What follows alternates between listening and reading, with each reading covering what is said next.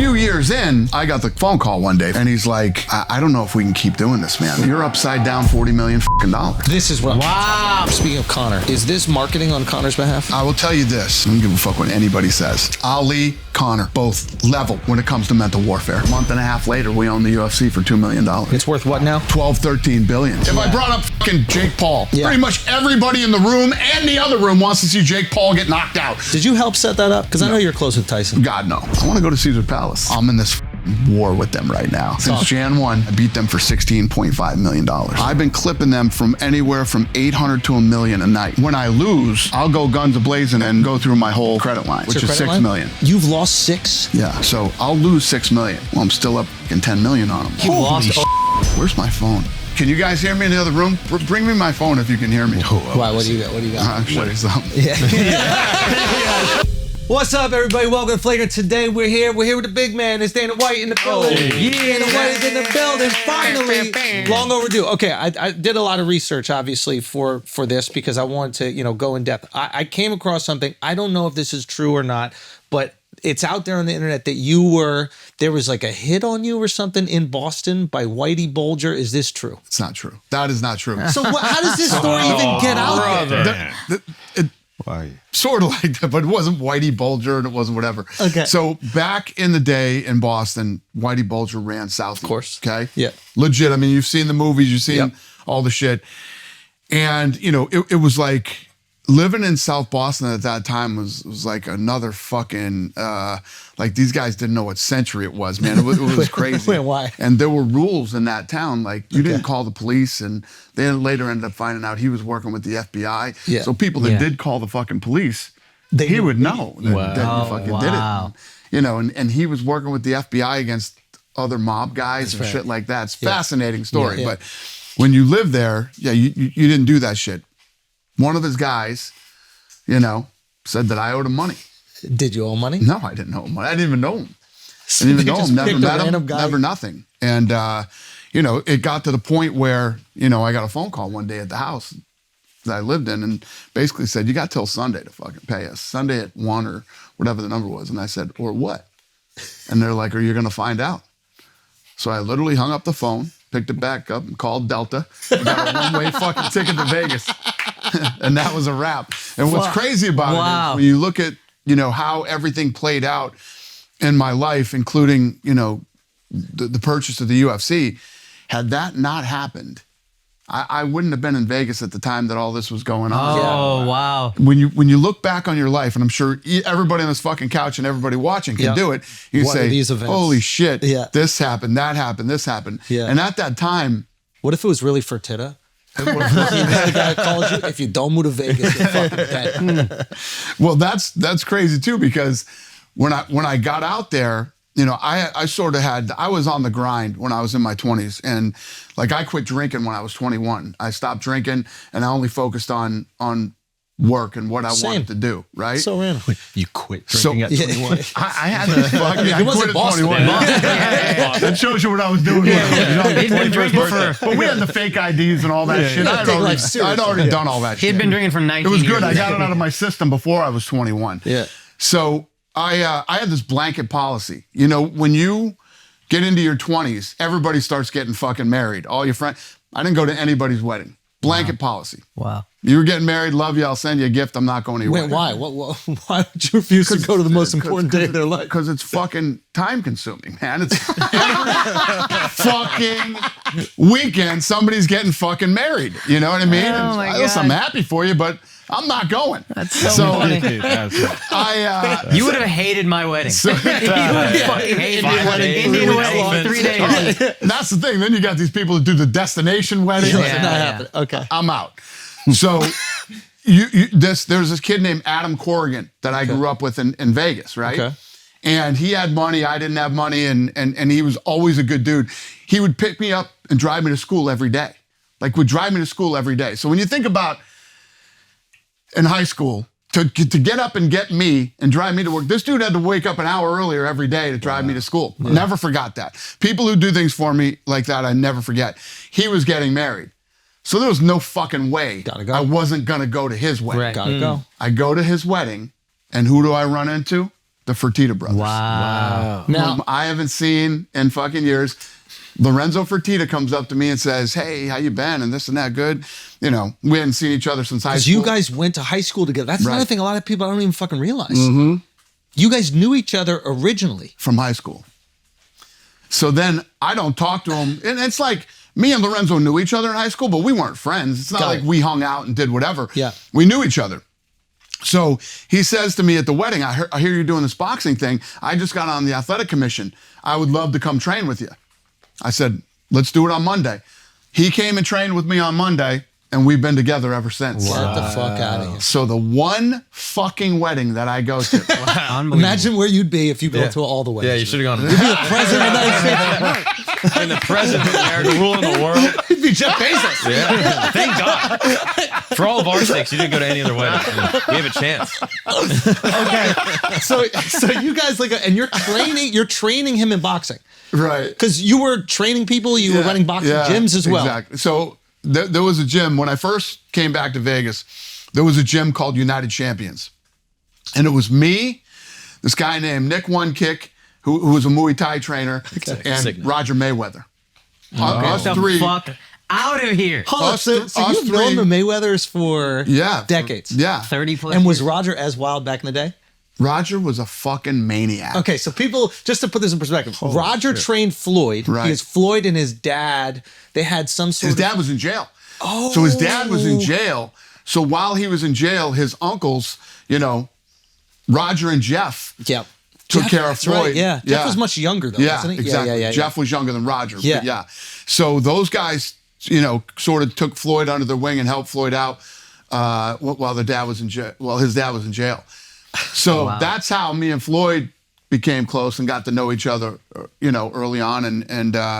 So it was me, Roger, and Nick One Kick that worked out of United Champions. Wow. Sorry, can I ask you about your first time meeting Floyd? What's your impressions of him? What do you think of him? Yeah, I liked Floyd. Floyd came out of, the Olympics and was a, charismatic, good-looking kid, talented. And I like Floyd. Wow. It's funny, when I first, go ahead. No, I didn't want to fast forward, but like the Floyd Conor fight now, Fuck. is an even crazier event. But we can get to that later. Right. Sorry to interrupt. No, Floyd and I have known each other for a long time. And, when I first met Floyd, he lived in an apartment that Top Rank used to put a lot of their fighters in. He lived in this apartment down on, I want to say it was off Flamingo. And, he just started to make some money. Yeah. So, I went over his house. He was showing me all the sweaters that he bought and all the things, Floyd's always been that guy. Yeah. He likes to shop and he likes to buy clothes. And, it started the minute he made his first dollar. Right. Okay, so you're in this gym. I imagine tons of characters and everything rolling through the gym. Like, what is your period of ingratiating yourself to these guys? Yeah, so what would happen is we had a real weird fucking dynamic there because I was training like businessmen and housewives and shit like that. And then you got fucking Roger Mayweather, 100%. I mean, there were fucking, pads, the fights would break out in this fucking gym, and I'll never forget. So there was this heavyweight, and his name was Tracy, and him and fucking Roger Mayweather got into it one day in there, and Roger had fucking jeans on and a shirt. Takes his fucking shirt off and we're fucking fighting. So they get up into the ring and they put gloves on, and Tracy and Roger Mayweather start fucking fighting. Tracy's a heavyweight, he's a pro. Roger fought at what, 147? Yeah, exactly. Roger's fucking this big, a rail. Right? Yeah. And they're fucking banging. Yeah. Banging in there, right?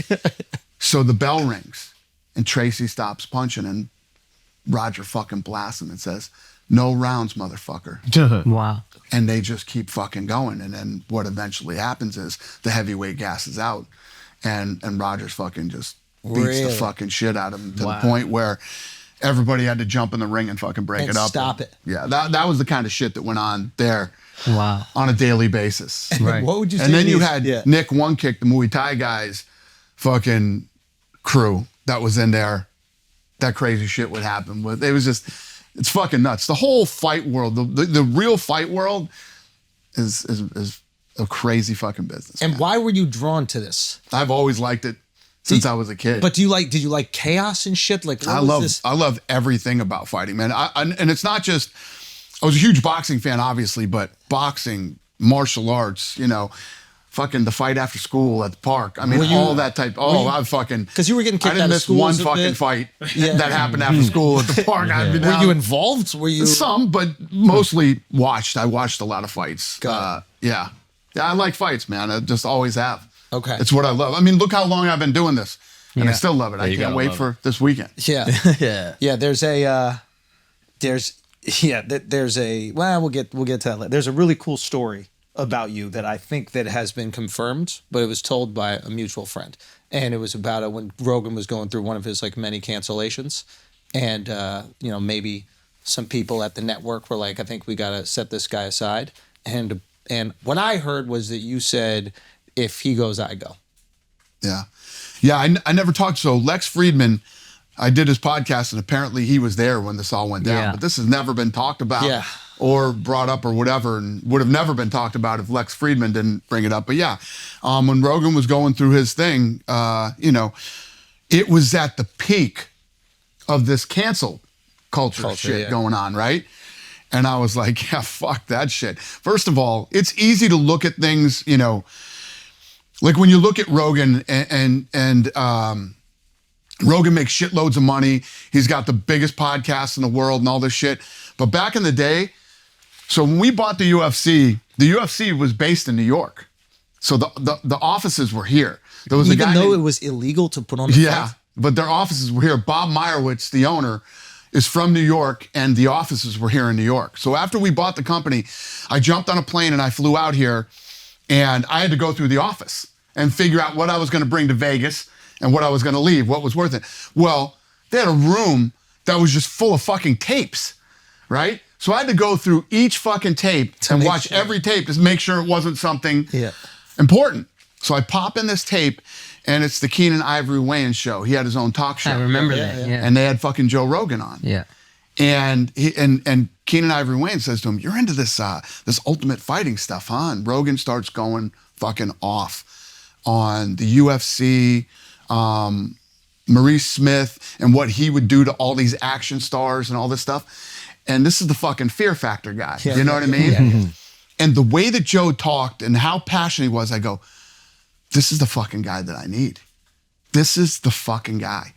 It just hit me, right? So I reach out to Rogan, and we start going back and forth. And I said, I would love you to come in and be one of the commentators. And Rogan's attitude was, so wait a minute. So you're saying I can come over there, sit in the best seats in the house and watch the sport that I love for fucking free? Yeah. I'm in. So at the time, financially, we were getting fucking murdered. Rogan did the first 12 or 13 shows for free. Wow. For free. Yeah. And he's stoked. And killed it. And the thing that I loved about Joe Rogan was when you were sitting there and watching Joe Rogan on TV and he was on the mic, he wasn't one of these HBO fucking goofball talking fucking heads that were being paid. Yeah. You felt Yeah. that this dude not only knew what he was talking about, but loved what this is about. Yeah. And that began the relationship with me and Joe Rogan that now has been, coming up on 20-something years. Okay, and so you think that you're gonna fucking cancel Joe Rogan and you're gonna and I'm gonna just say okay? Yeah. No, I will fucking quit Yeah. this job and leave and go do something else before you're gonna try to fucking. I loved it. And the whole cancel thing, I just literally talked about this a couple days ago with, if you're in the right place in your life, and who the fuck's gonna cancel you? Yeah. Yeah. The only ones that can really cancel you are your fucking family and your friends. Yeah. Fuck all these other people. Yeah. The strangers you never Fuck see in 'em. your life. Who gives a shit what any of these fucking people think? Dude, it's so funny how serendipitous your life is. You get kicked out of Boston, luckily. You go to a wedding randomly and meet the guy. You're looking at tapes. Did you look through every single tape, or I went through every fucking tape in that building. Yeah. Because you have to clear out a hoarder's supply closet. Well, you have to make sure you're not throwing away something that's Some gold. actually valuable that we'll need in the Yeah, future. absolutely. You know what I mean?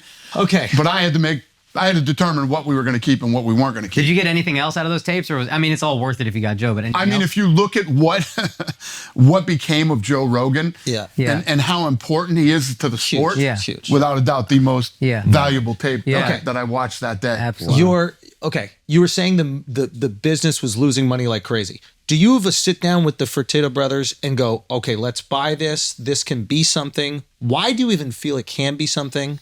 Like, take me through this I'll logic. tell you a crazy story. So at the time, I was managing guys, right? Boxers and MMA fighters. What boxers do you have? I had Any guys out know? And how did that happen? Yeah. It's fucking crazy. Somebody else just asked me this question too. How it happened, I don't know. I always had this thing where, I don't know, people would come to me and ask me to help them with, you should see my office now.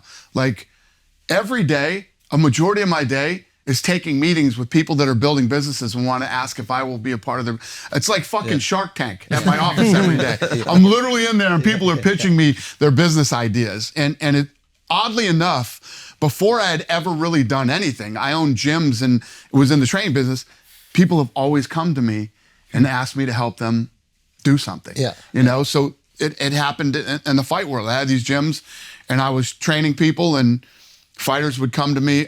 Derek, Derek, what's your last name, Derek? I got Derek a fight with Roy Jones Jr. I did the deal for that fight. Wow. Derek Harmon. I got Derek Harmon the fight with Roy. I negotiated that deal and did all that. Before HBO? we bought the UFC, that was the biggest thing I had ever done before we bought the UFC. Now, this is Roy's heyday. Are you telling your fighter, like, go out there, give it your best shot? No, this is let's see how much money we can get for this fight. It's fucking Roy Jones. Yeah. Roy Jones is going to get all the money. Yeah. You're going to make a couple $1 million and get in there and try to fucking beat him. Guys, we got to do dates real quick. Indianapolis, June 7th and June 8th this weekend. After that, we're in Raleigh, North Carolina. Raleigh, however you guys say it, June 21st and 22nd. Buffalo, the 28th and 29th. Jacksonville, July 26th and 27th. And Hawaii, I want to announce this. I'm coming to Honolulu, August 29th and 30th. Those dates and more, go to akashsingh.com for tickets. I love y'all. Thank you guys. Everybody's coming to shows. It's great. I'm just very thankful. Thank you guys. Love you. Let's get back to the show. So you're managing some of these guys, these MMA guys. Do you feel MMA's popularity rising, or do you see this like white space where you're like, okay, I can turn this into something? Yeah, I don't think that we saw the popularity rising. What we saw was, first of all, we started taking jiu-jitsu, me and the Fertitta brothers. We took jiu-jitsu, we fucking fell in love with Whose jiu-jitsu. idea? Frank, actually, the oldest brother. We were out one night at the Hard Rock and we saw John Lewis, who was the only guy in Vegas at the time that had a jiu-jitsu studio. And Frank's like, that's that Ultimate Fighter guy. I said, I know him. And he's like, I've always wanted to learn ground fighting. I said, let's go talk to him. We talked to him. We set up a meeting session on Monday. And me, Frank, and Lorenzo all went and became addicted. We started training 4 or 5 days a week, trying to rip each other's fucking heads off and arms off. And sorry, did you just know him because the fight world is that small? yeah, Okay. yeah. Okay. I knew him just from being in the fight world Right. in Vegas. And through John Lewis, he started bringing in BJ Penn, fucking Chuck. We started to meet all these guys. And we started training with them. And we became obsessed. And then we went to a UFC event. And me and Lorenzo were literally sitting in the crowd going, imagine if they fucking did this and imagine if they did that. This thing could be big. I mean, they didn't sell merchandise. They didn't have programs. They didn't fucking do anything. Yeah. They didn't really care about the live event. They just focused on the pay-per-view, the television side. And we just saw a lot of opportunities. The other thing that we saw was the boxing guys all had the same story. We came from the mean streets of such and such, and if it wasn't for boxing, we'd be dead or in jail. That was like every guy's story. It really was. You meet these guys, I mean, if you... I'm a science teacher from Nebraska. Yeah. All these. Well, they Chuck Liddell all like were an from accountant? different places that all had different stories, Yeah. right? And the thing that I loved is if you were involved in martial arts growing up, you came for money. That's true. Because it was expensive to put your kids in martial Yeah. arts. Or you graduated college because you wrestled. So we had, you know, if you look at Chuck Liddell at the time, right? If you thought about what the stereotypical Ultimate Fighter looked like, it was Chuck Liddell. Yeah. The mohawk, the Chinese writing on the head, the goatee. He looked like a fucking axe Menace. murderer, right? Yeah. The guy graduated with honors from Cal Poly with an accounting degree. Wow. Yeah. Right? I mean, Yeah. you didn't have any of those stories in boxing. So one of the things that we really loved were the stories, that there were different storylines for these guys that would appeal to different groups of people. Demos, yeah. You know what I mean? Okay, so you guys make the offer. What's the offer? And how do you even approach them? Yeah. So here's what happened. So I was representing Tito Ortiz at the time, right? And Tito, Your boy. Yeah, my boy. Tito had got fucked over by them because he showed up to a fight and he was supposed to be paid a certain amount of money.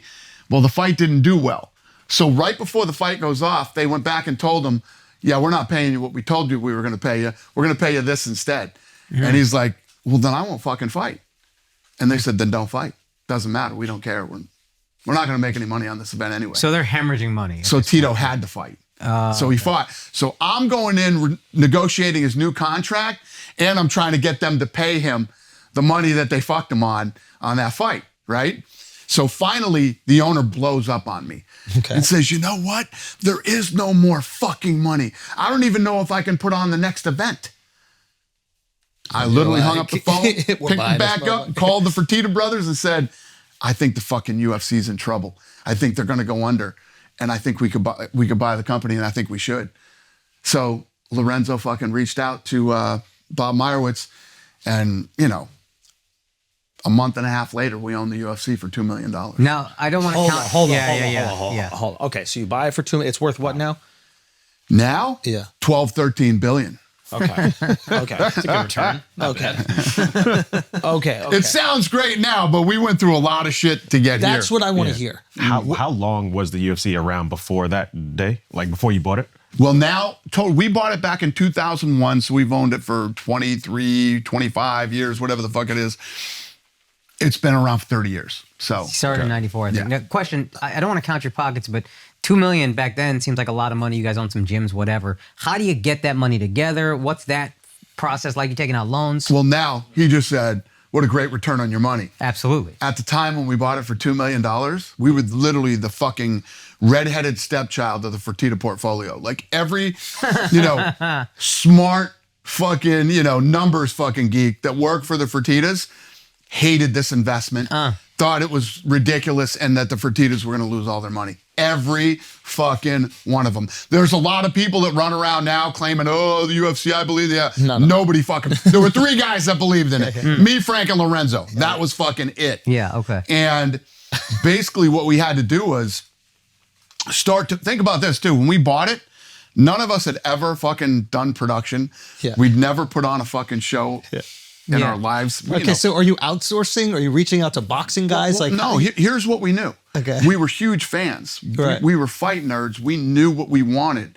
Now it was just a matter of building it. And the problem is, number one, when you want to do what we did, and number two, when you want to do what we did and you don't know what the fuck you're doing, it's expensive, right? So every time you put on a show, it's a couple $1,000,000.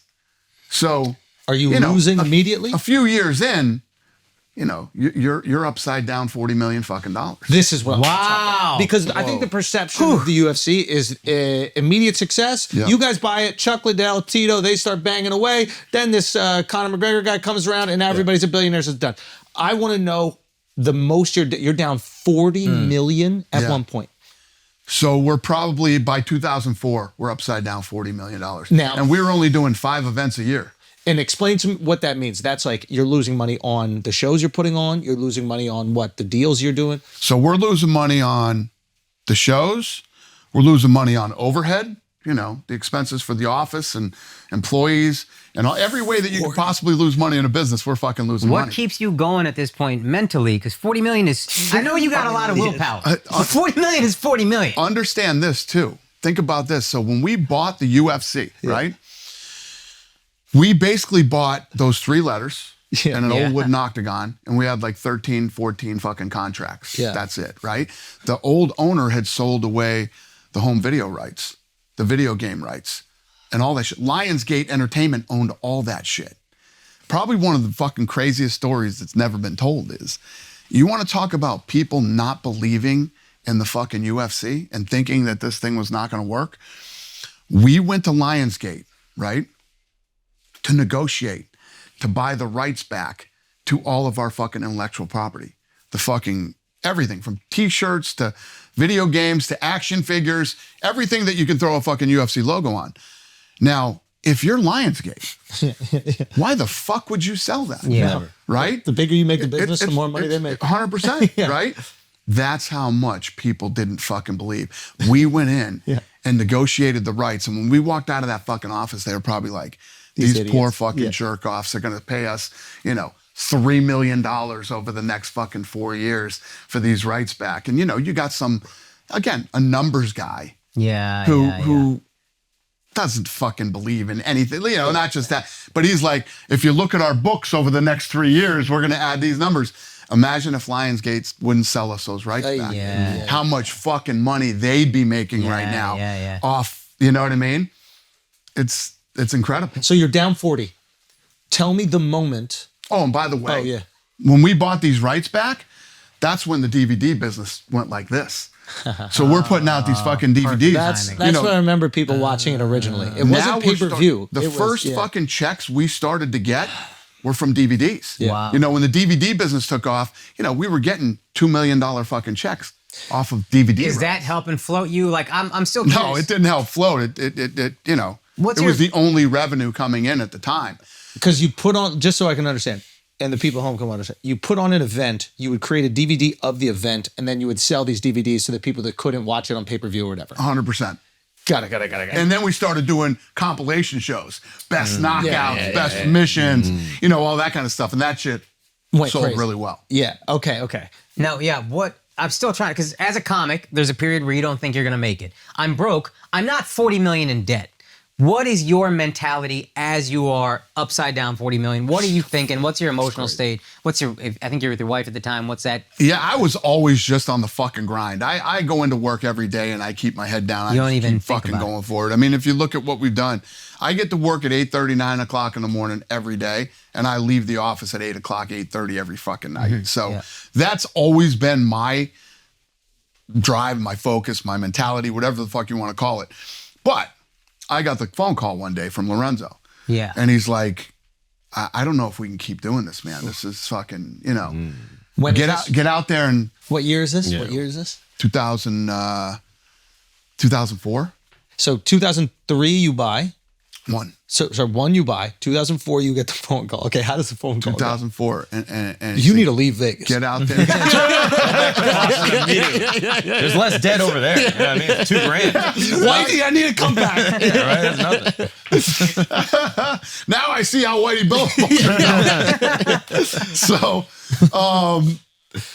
get out there and see what you could sell this thing for. So I start making calls. Oh, fuck. And I call him back at the end of the day, and I'm like, 6 or 7 million. And he's like, okay. Did you lie? Did you get like a $70 million offer? 6, 7 is what I felt we could sell it for. And he says, all right, I'll talk to you tomorrow. So he hangs up the phone, and I'm like, this is a fucking wrap. This is fucking, it's over. The next morning, I'm driving to work, and he calls me and says, fuck it. Let's keep going.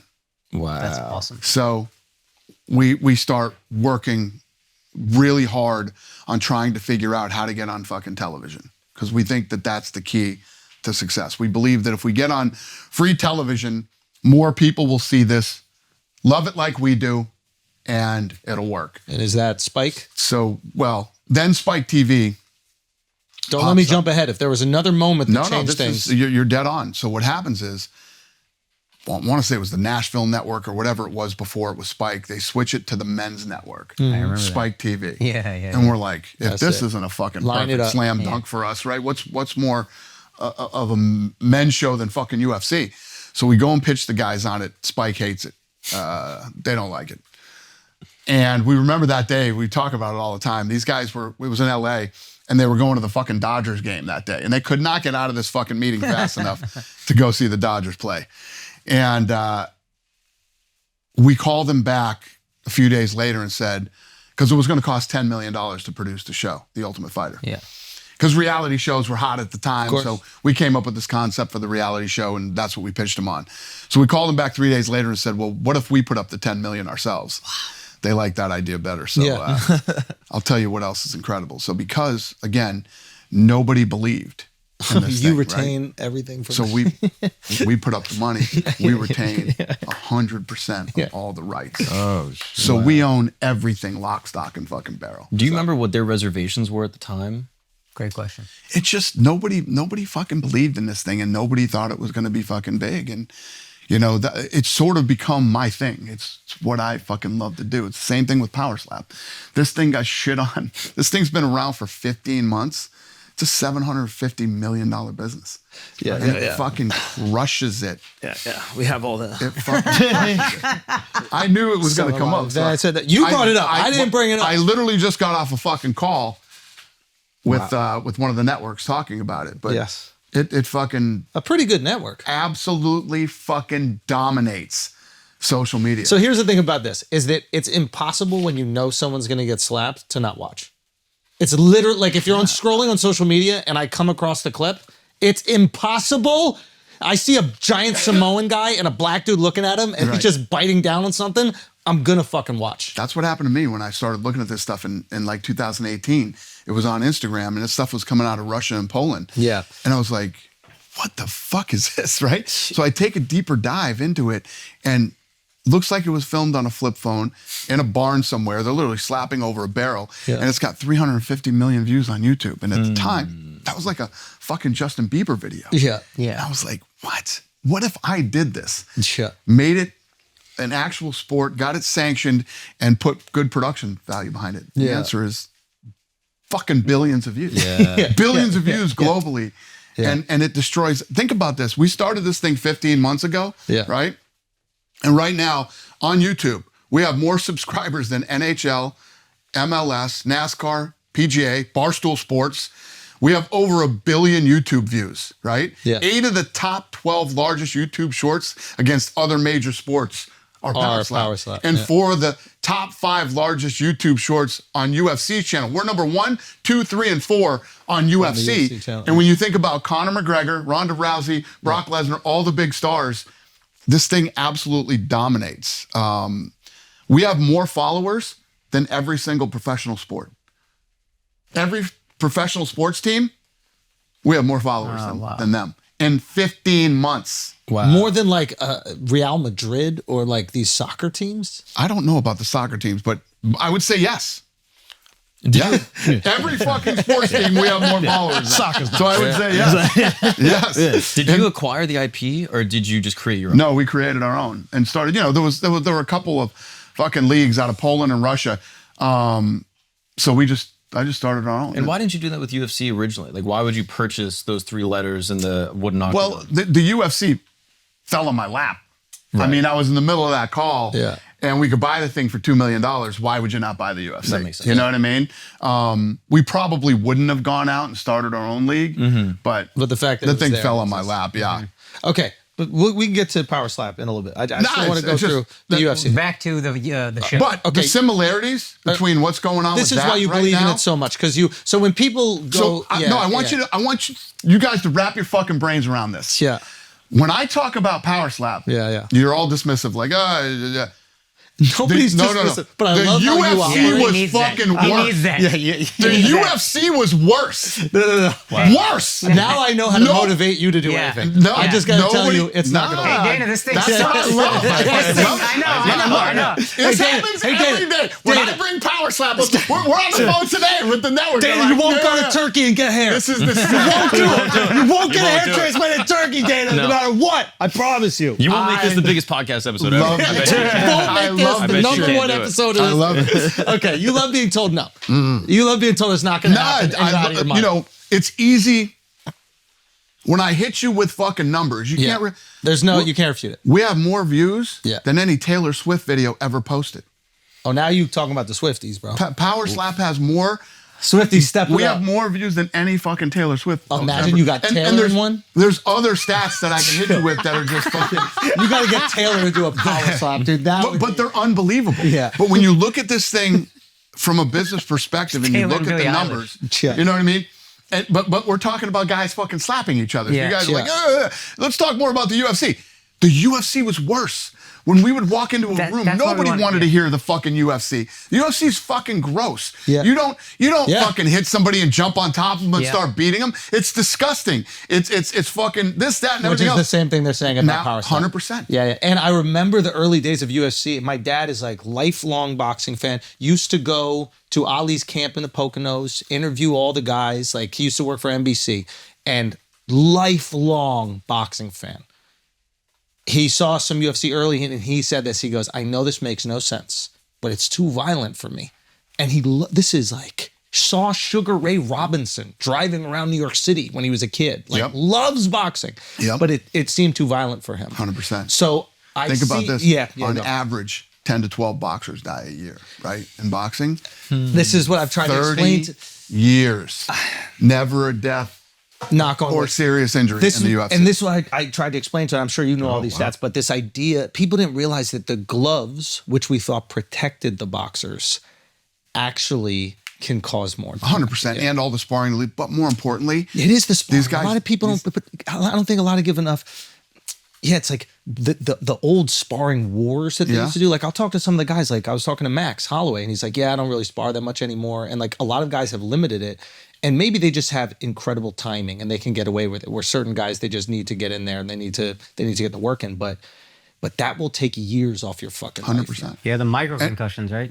And the other fucking thing that they never do in boxing is every time you put on a boxing event, it's a going out of business sale. They're trying to grab as much money as they possibly can. Yep. They don't reinvest in the sport. But one of the big expenses for us that we spend shitloads of money on is health and safety. So if you take these guys and you put them through the proper medical testing Yeah. before they fight, you have the proper testing there, and then so many times when we watch a crazy fight, we're like, send them straight to the fucking hospital. Yeah. No fucking PR, no nothing. Yeah. As long as you spend the money medically, Yeah. it's you make it as safe as you possibly can. Okay, what is the turn? Spike TV comes So yeah, out. we're at Spike TV. Yeah. You bought the rights for $10 million. So Spike TV, we put up the $10 million and we launched The Ultimate Fighter. The Ultimate Fighter fucking takes off. Immediately? Yeah, immediately. By episode 5, we're pulling such massive fucking numbers. It's fucking so. Again, Okay. sort of I don't know. This is the way that shit has always worked out with me, but the thing's a runaway fucking hit. Now, when you have runaway hits on networks, you're on fucking billboards, buses. They're doing ads and other. The they don't fucking wanna president get- of the company gets fired halfway through the fucking season. Okay. So every fucking thing we thought was going to happen or whatever, plus we're a time buy. Yeah. We bought our way onto the fucking thing. We're getting nothing. Nothing. So you're the biggest show on the network. No promo from the network. The new guy comes in. You like him. We're the biggest new show in the network because the WWE was on there at the time Fair too. enough, fair enough. So Yeah. we're the biggest fucking hit they've ever had that's Got it. homegrown on Spike TV. Got it. Right? All their other shit flops, right? We're fucking homegrown home run. Okay, before We're getting zero love. before you talk about this, this is the first time you've had positive reception for this thing that everybody says is not going to work. 100%. Do you call people and you go, "Fuck you"? No, not yet. Okay. Take us there. Take us Not there. yet. Take us there. So it's we're sweating it the whole fucking season right up to the finale. We have no new deal. These guys have fucking promised us nothing. We have nothing. We go into the finale. The finale starts out, Diego Sanchez That's right. runs through Kenny Florian like it was nothing. All the fights have been fucking meh. Then Forrest and Stephan Bonner come out in the main event and just start going fucking Crazy. toe to toe, knock down, drag them out. The fucking people are stomping their feet in the arena. It sounds like a train's going through the fucking place. It goes right to the fucking decision. They read off the scorecards. Forrest Griffin fucking narrow inches it out and wins the fight. I give them both a fucking contract. Place is going crazy. Oh, by the way, the crowd is chanting one more round, all this shit. And during that, it was like 3 to 4 minutes of that fight. So this is before computers. This is before social media, all that shit. People are picking up their phones, calling their friends, going, "Are you watching this fucking fight right now on Spike TV?" Was it a live point, Oh, it spikes during the fight. during the fight. Oh, because it's Nielsen ratings. You can time when the Right. spikes are. Oh shit! We had more people watching than the Masters on CBS at like 3 minutes during that fight. Wow. So literally, we don't know all that night. We just know this is a moment. Something special just fucking happened here. Yeah. I didn't give a fuck if we re-signed the deal with Spike or whatever. I knew we had it. The Spike executives literally pull us out in the alley at the arena. Because we're at the small little Cox Pavilion. It's called the Cox Pavilion. And we go out in the alley. We do our television deal on a fucking napkin in the alley. No way. For our new Spike TV. Do you know what you're asking for immediately going in? Or nah, it's just sort of all played out in the alley out there. So you did the short form right there. We're signing on. It's going to happen. We'll deal with the money. This is like a handshake fucking. So they're shaking in their fucking boots. They see the Nielsen. They see the ratings probably spike. Everybody's going fucking crazy. Well, this is right after the fight. This is taping. This is literally that night. Yeah, but I'm saying that night we go right out into the alley and fucking. No, he's saying when it came you weren't getting Nielsen ratings back till 2 months later. Oh, so you wouldn't get it way later. Okay, yeah, you weren't getting Nielsen ratings back for fucking. You know, this was on a Saturday. You weren't getting the real numbers till Wednesday. So they just felt it. They're you like, knew. This is going to be. If you were in that fucking building that night, you knew something special just happened. Wow. Yeah. Did you talk to Forrest after? Like, dude, that was crazy. Like, what was that like that? No, I think, well, then, you know, I mean, that was a wild ride for everybody. Because if you look at how that thing blew up, Forrest Griffin obviously became a huge pay-per-view star. Nobody knew who the fuck he was going into season 1. Yep. And now he's our biggest pay-per-view star. Yeah. And he's still working with you guys. And you got Chuck and Tito and all these other guys, right? And obviously, you know, that season, the coaches were Chuck and Randy. So that was fucking huge. They became big.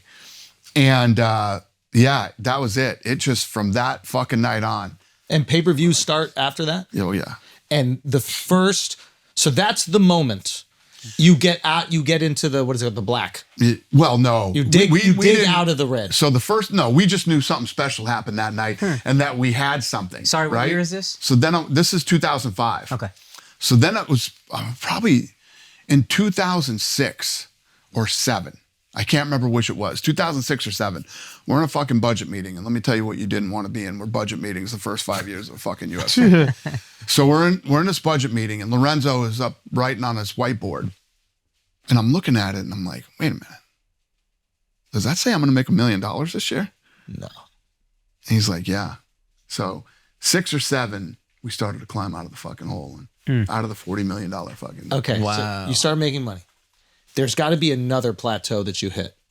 Is it with talent? Is it with change in a deal? Is it like a specific guy? Well, what starts to happen then is you start to, you know, it becomes a real business. Now you start figuring out how to run this. You know, we're doing things in the combat sports world that have never been done. Everything we're doing has never been done. Think about boxing, right? Tell me if there's ever been a business in the history of the world that has made trillions of dollars. Yeah. And at the end of the day, there's nothing there. Left. Yeah. There's nothing there. Oh, wow. That's what you mean by going out of business sale. Right? There's not like a league. Right? You have different promoters that are negotiating with each other. Sometimes they're keeping their fighters from fighting each other. I mean, how often growing up was there an Aram fighter that wouldn't want to fight against, who was it, Golden Boy, that Bob would always be with? Well, you couldn't get Riddick Bowe and Lennox Lewis to fight each other.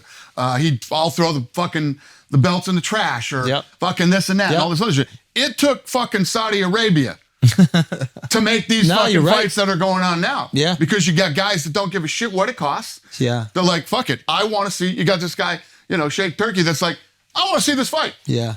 I'm going to make it happen no matter what the fuck it costs. Yeah. And they don't care if they make money.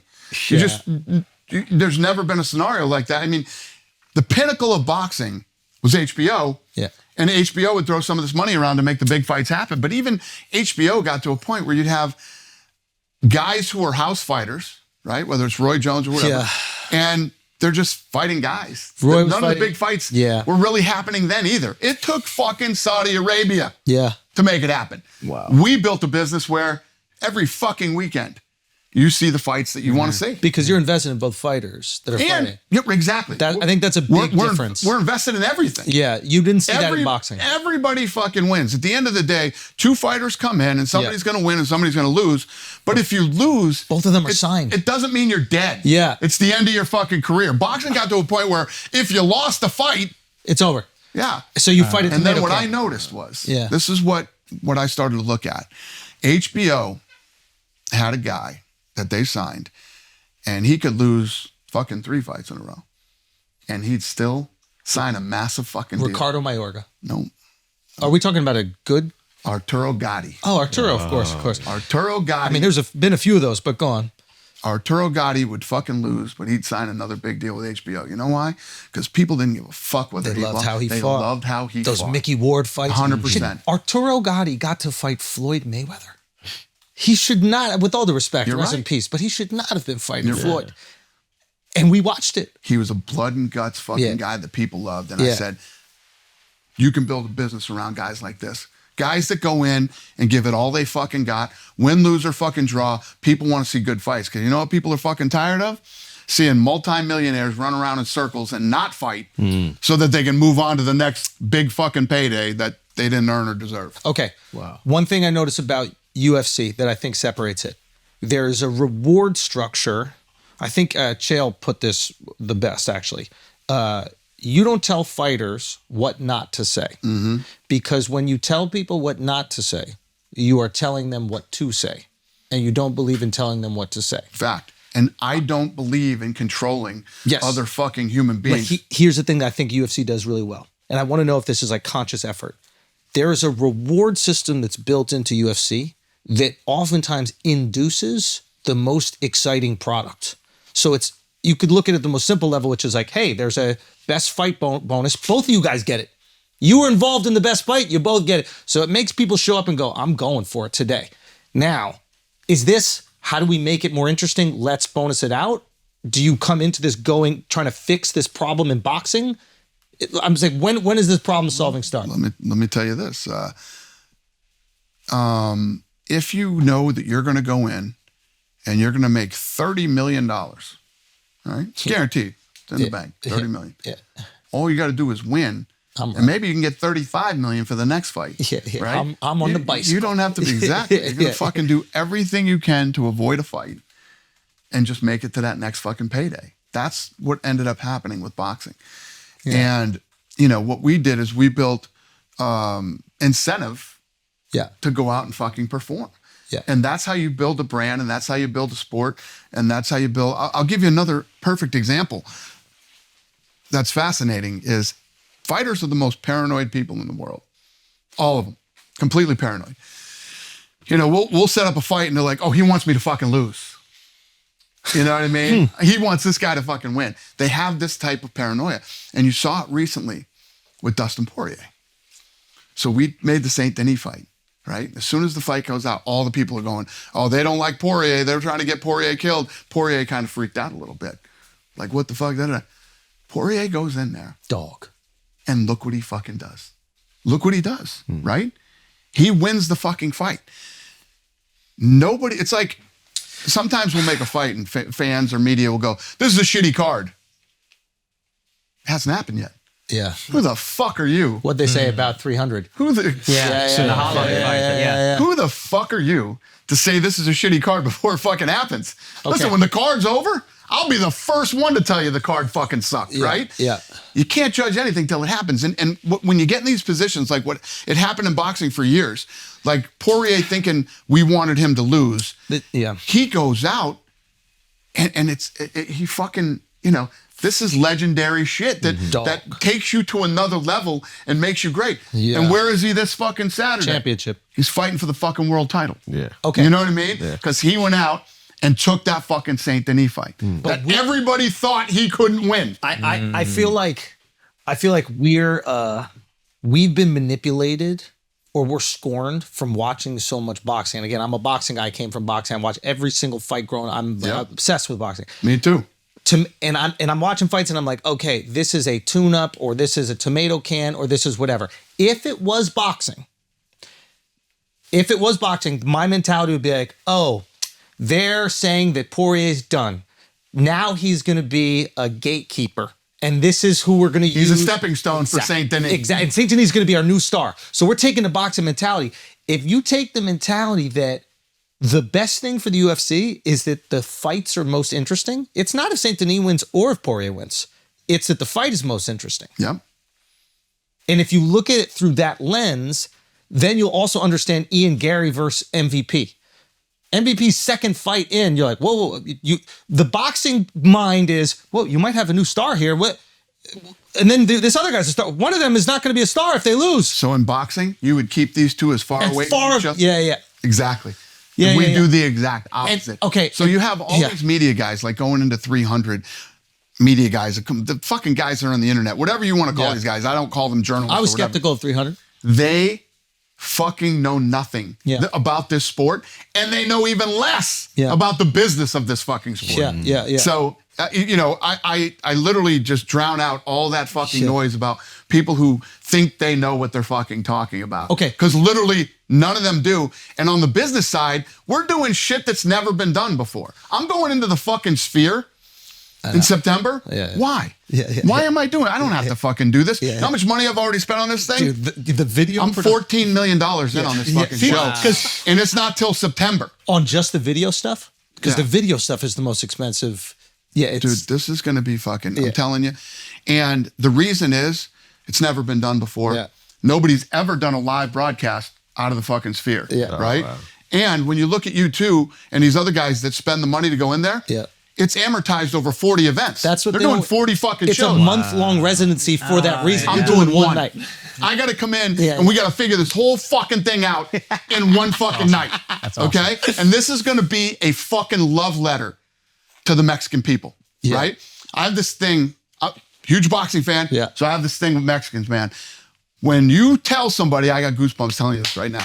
When you tell somebody you fight like a Mexican, it's the biggest fucking compliment you could ever fucking give somebody, right? Some of the baddest motherfuckers that have walked the face of this earth have been Mexican.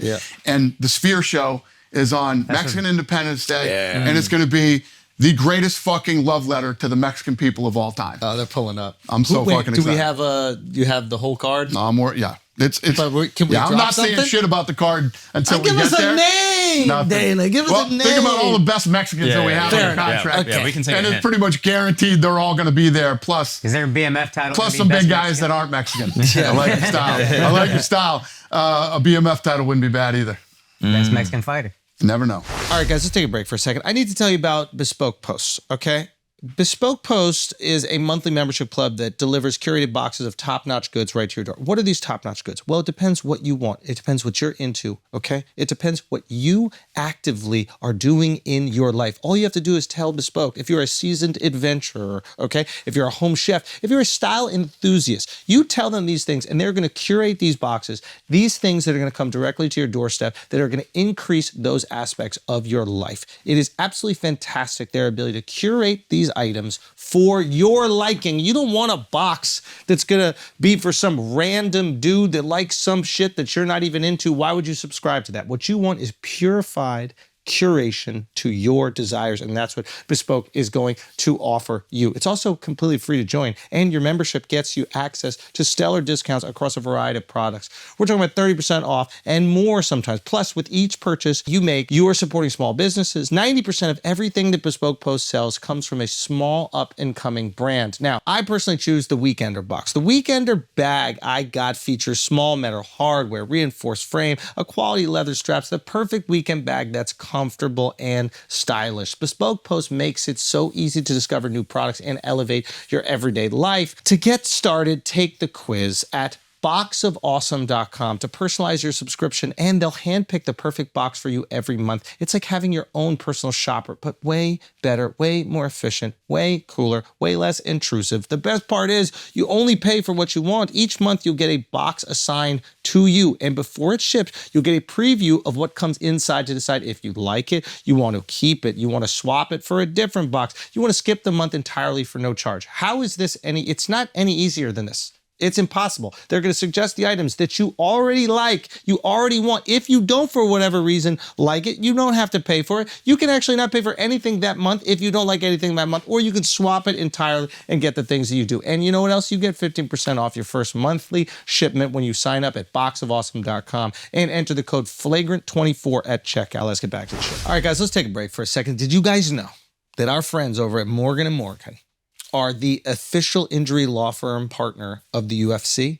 And as America's largest injury law firm, Morgan & Morgan knows a thing or two about fighting for the people. With over $20 billion recovered for over 500,000 clients, Morgan & Morgan has a proven track record of fighting to get you full and fair compensation. And maybe most importantly, Morgan & Morgan is doing another awesome giveaway. They are giving away one lucky winner 2 tickets to UFC 303 to see McGregor versus Chandler in Las Vegas. I will repeat that. They are giving away 2 free tickets to one lucky winner to see UFC 303, McGregor versus Chandler in Las Vegas. Okay, entering to win is very easy. Just text FLAGRANT to 4 the people. That's 484-373-6753 for your chance to win 2 tickets to UFC 303 to see McGregor versus Chandler. Text FLAGRANT to the number 4 the people. That is 484-373-6753. You can also scan the QR code to secure your chance for a spot at UFC 303. We shout out Morgan & Morgan. Now let's get back to the show. So when you're deciding these fights, the fights that oftentimes the public look at through a boxing lens and go, they're setting this guy up to fail, is the mentality, and did you start this early on, if we don't put our prospects up against each other, we're just going to have easy wins and it's going to be boring like boxing. When you get to the fucking top 5, top 3 in the UFC, you've been through the fucking gauntlet. So, you know, right now in boxing, and always in boxing, WBC, IBF, WBA, da-da-da-da-da, right? You go, well, who's the best? Yeah. And none of these guys are going to fight each other. Yeah, yeah. I don't know who the... If you are the fucking world champion, there's no fucking questioning who the best is because you've already run through, you know, the baddest fucking people in the world in your weight class. And now I understand why you get annoyed by media, because I remember when Sean was, Sugar Sean was coming up and he was getting that, there was this narrative that like he was being protected, right? Mm-hmm. And I remember, matter of fact, Sean was with us in Phoenix. I think we were doing a show in Phoenix and we watched, no, what did we watch? We watched, was it the Gaethje fight? I think so. No, I think it was Haney Garcia. But yeah. But and he was getting this like rep, like, oh, they're protecting their golden goose, whatever. And I remember, it's so funny. I remember the Jan fight. I was like, oh, they're done with him. They're gonna feed him to Jan. They don't think he's got it. That's my mentality coming from boxing, because that's what you would do if you were a boxing promoter. Right.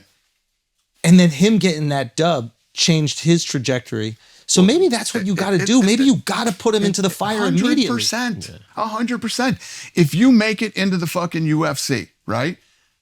You're not fighting easy fights. Yeah. There is no feeding the golden goose. And how the fuck is he the golden goose? There's no tomato. When we just fucking found him, incentive. He's never won a fucking world title. Yeah. He does, you know, you don't know. You fucking test these guys. Sorry to interrupt. There was this idea with boxing, I think, which was like, well, now they're saying it about oh, Jesus Christ. Bo Nichols. Now they're saying about Bo Nichols. Oh, Bo Nichols fucking. You know what I mean? It's like. Now I understand they said the same thing about Conor. Because you're like, I'm making the best fights. And then when I do make the best fights, you say that I'm throwing someone out. And when it's that when he wins easily, you're like, I'm protecting him. So you're like, I can't win no matter what fight I make. And they're the interesting fights. So I understand you go there and you go, fuck the media. Okay, now it makes sense. Because they'll never be happy. They have to find a way to criticize. And it's not even that they'll never be happy. They don't know what the fuck they're talking about. You know, the great. It's one of the irritating things, but it's one of the greatest things about the business too. Why? Because let's say I came on here today, right, and I wanted to talk to you guys about the big cricket game this weekend. All right. I know. Yeah, you'd be the only fucking one. Okay. My point is, when you talk about fights, everybody has an opinion. Yes. Because everybody thinks they're a fucking expert. And nobody thinks they're an expert about fucking cricket. And some of these other sports. But fighting, everybody has an opinion. One reason or another. You don't like his fucking attitude. Like, if I brought up fucking Jake Paul, pretty much everybody in the room and the other room wants to see Jake Paul get knocked out. Yeah. So you're hoping, you know, you got the reason why you hope Tyson would pull this off. Or did you help set that up? Because I know you're close with Tyson. God, no. When this fight happens, Tyson will be 58 fucking years old. I'm worried about him. Under any circumstances, a fucking almost 60-year-old man shouldn't be fighting a 27-year-old fucking guy under any circumstances, even if it's Mike Tyson. So Really? it's fucking ridiculous. Now, do you think he can pull it off? Do I think Tyson can land a shot? Yeah. If Tyson hits him. But if Tyson lands it, like, what happens to the internet? Tyson knocks out. My biggest problem what the Jake Paul thing is and how this plays out is when he actually fought somebody who was a boxer, who had the same type of record he has, who was his age, Tommy, and who was his size, he fucking lost. Yeah.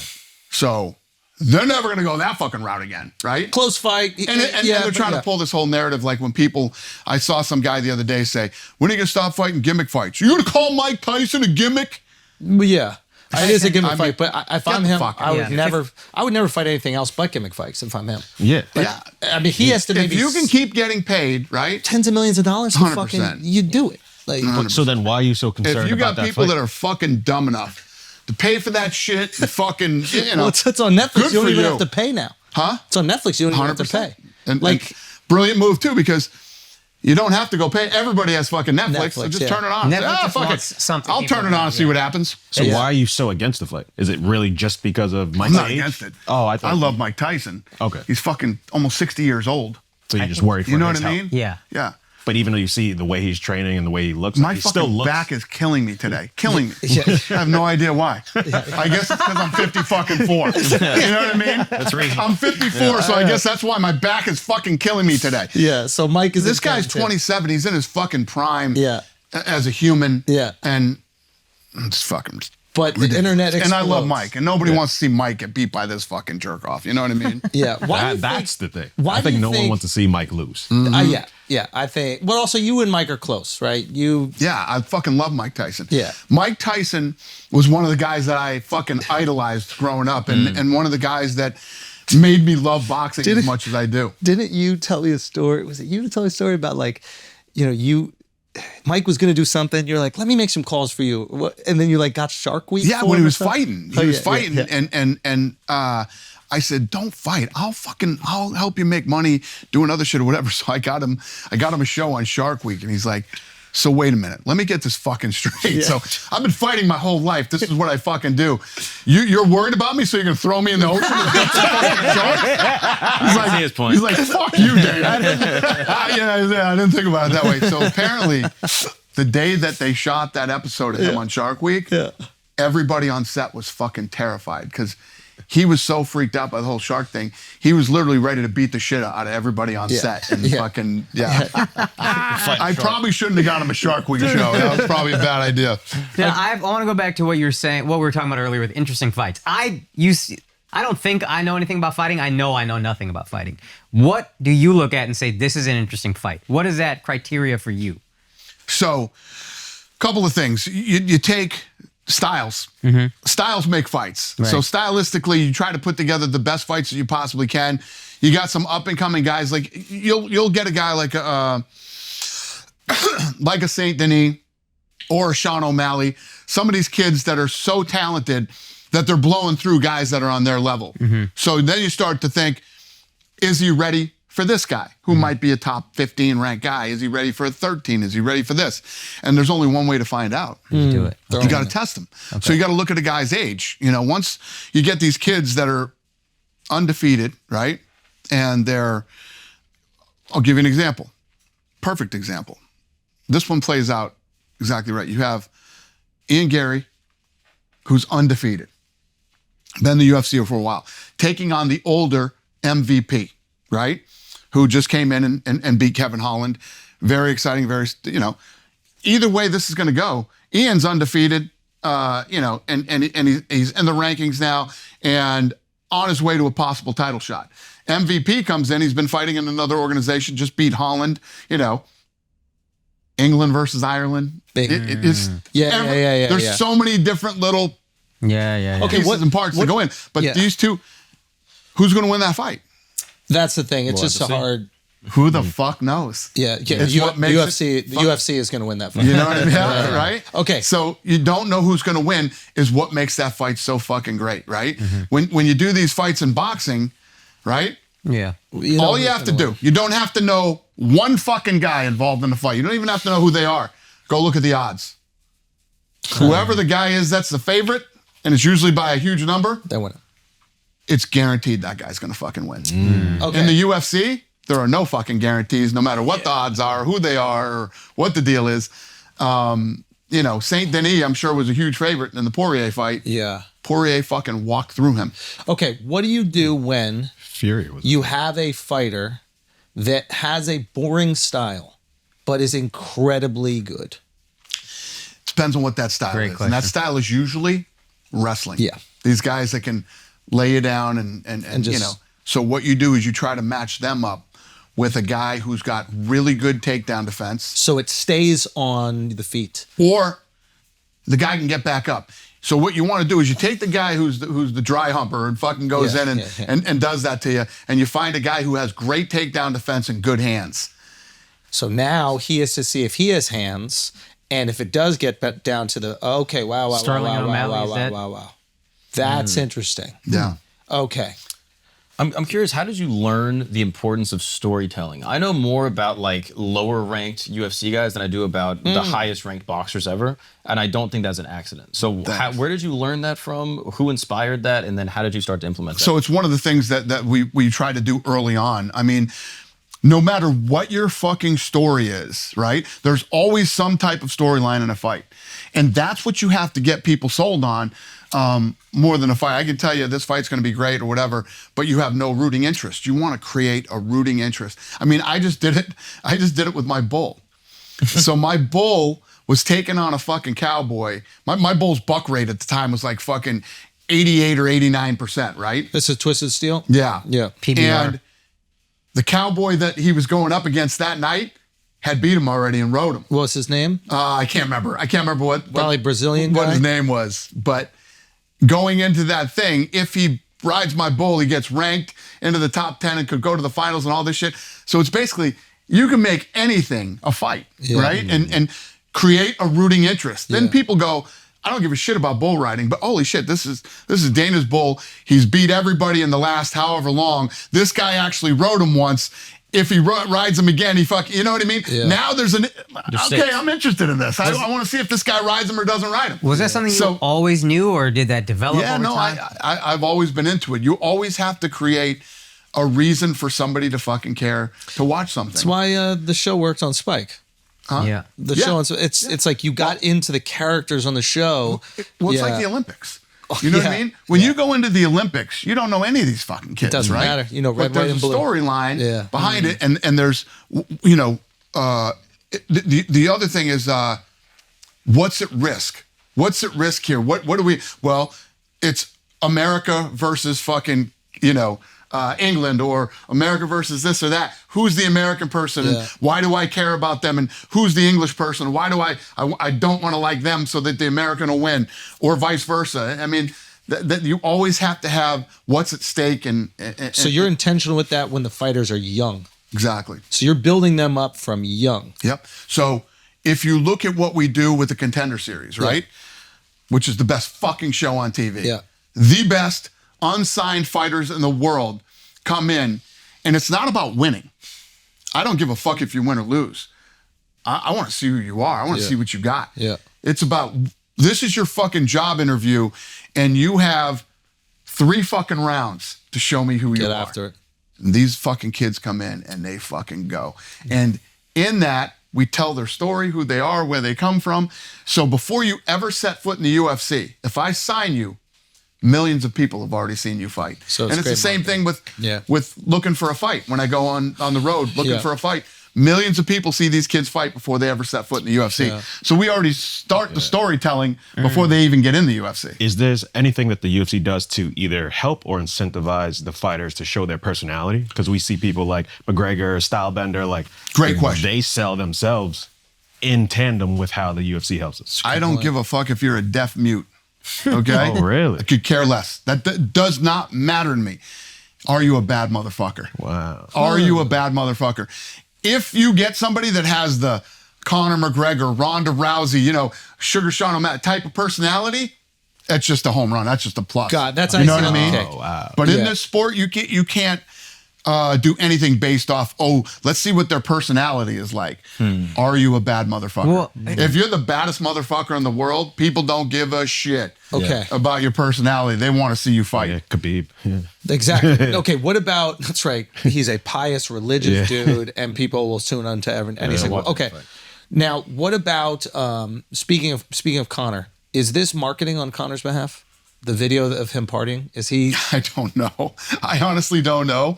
You know, he opened a bar out there. But is he like, I'm gonna leak a video in my bar? It seems Sandbagging it a could little be bit. controlled, right? It's in my bar. I'm partying. I'm with my people. Everything is, and then it comes out. Now Chandler's like, oh, maybe he's not taking this that serious. Maybe I could take my foot off the gas. I'm just, or is this he's actually not taking it serious? I will tell you this, and I don't ever like to compare people to Muhammad Ali, because to me he's the fucking, you know, and fuck what he did in fighting, just as a human, what that guy accomplished, right?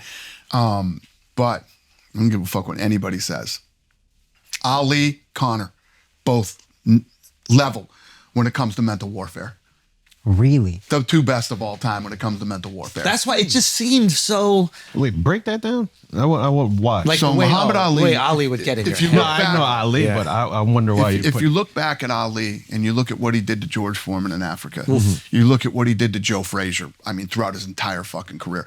Joe Frazier fucking hated Muhammad Ali so fucking badly. You know, he'd show up at his camp outside and fucking do all this shit. He would predict rounds. He would I mean, you can call him Uncle Tom. he would shit come like up that. with fucking incredible poems and sayings and things that he would do leading up to the fight. And then you look at Conor McGregor. He's picked rounds. He's fucking, I mean, the mental warfare that this guy had on so many of his fighters. Oh, Aldo wanted to tear his head off going into that fight. 100%. Yeah. And he would make these guys play into his game, get into their heads, fucking embarrass them, and you know, outwit them in every way, shape, and form. The Eddie Alvarez fight going into Madison Square Garden, you know, he is literally at Ali's level when it came to mental warfare. So then when you see a video like him at the club leading up to a fight, do you get upset seeing that? Or is it part of the warfare? I think he At trusts the end the of the mental day, warfare. I'm at a place right now with like the Conor McGregors and the Jon Joneses where, you know, they've sort of laid the foundation of their legacy and what they have, and they've made a shitload of money, and it's at the point now where when these guys do show up and fight, it's fun. It's fun when they show up and fight. But the greatest fight, listen, I'm gonna say it right here, right now, the greatest fighter to ever live, ever, is fucking Jon Jones. When you look at Jon Jones has never lost a fight. UFC and boxing, or just UFC? Ever. Wow. Because when you really think about fighting, put two guys in a room and who fucking comes out? Jon Jones walks out of that fucking room every time. And, you know, it's almost like, you know, when you see Jon on camera, and if you were in here talking to Jon Jones, it's almost uncomfortable for him to do this shit. But Jon Jones beats the fuck out of people, right? And when you talk about truly right now in Islam, I love you, Islam, and everything, the fact that Jon Jones is number 2 on the pound for pound list is fucking, it just goes to show how fucking stupid the media votes on that. Yeah. Then it just goes to show you that they have no fucking idea. They know nothing about this fucking sport.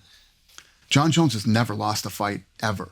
And when you talk about what it really means to be pound for pound, you know, Volkanovski moved up, and it was a very fucking close fight the first time. Jon Jones moved up and was not close. absolutely fucking decimated the greatest heavyweight that was out there right now. He doesn't go for that fucking arm bar. He beats Francis Ngannou and becomes the heavyweight champion. Jon Jones walked through him like it was fucking nothing. And when you really think about what pound for pound means, Jon Jones is the pound for pound best. When you watch the video of him and Cormier, and they don't know that they're live and being filmed. Oh, my God. And Cormier says, I had to come over there and spit in your fucking face right now. And Jon Jones says, I would fucking kill you. I'm not saying I would fucking kill you. Jon Jones has like German Shepherd dogs that that do all the attack shit, shoots guns. Jon Jones has a very fucking dark side to him, right? And when you talk about who the baddest motherfucker in the world is, I like how your example of how bad he is. you put his two dogs.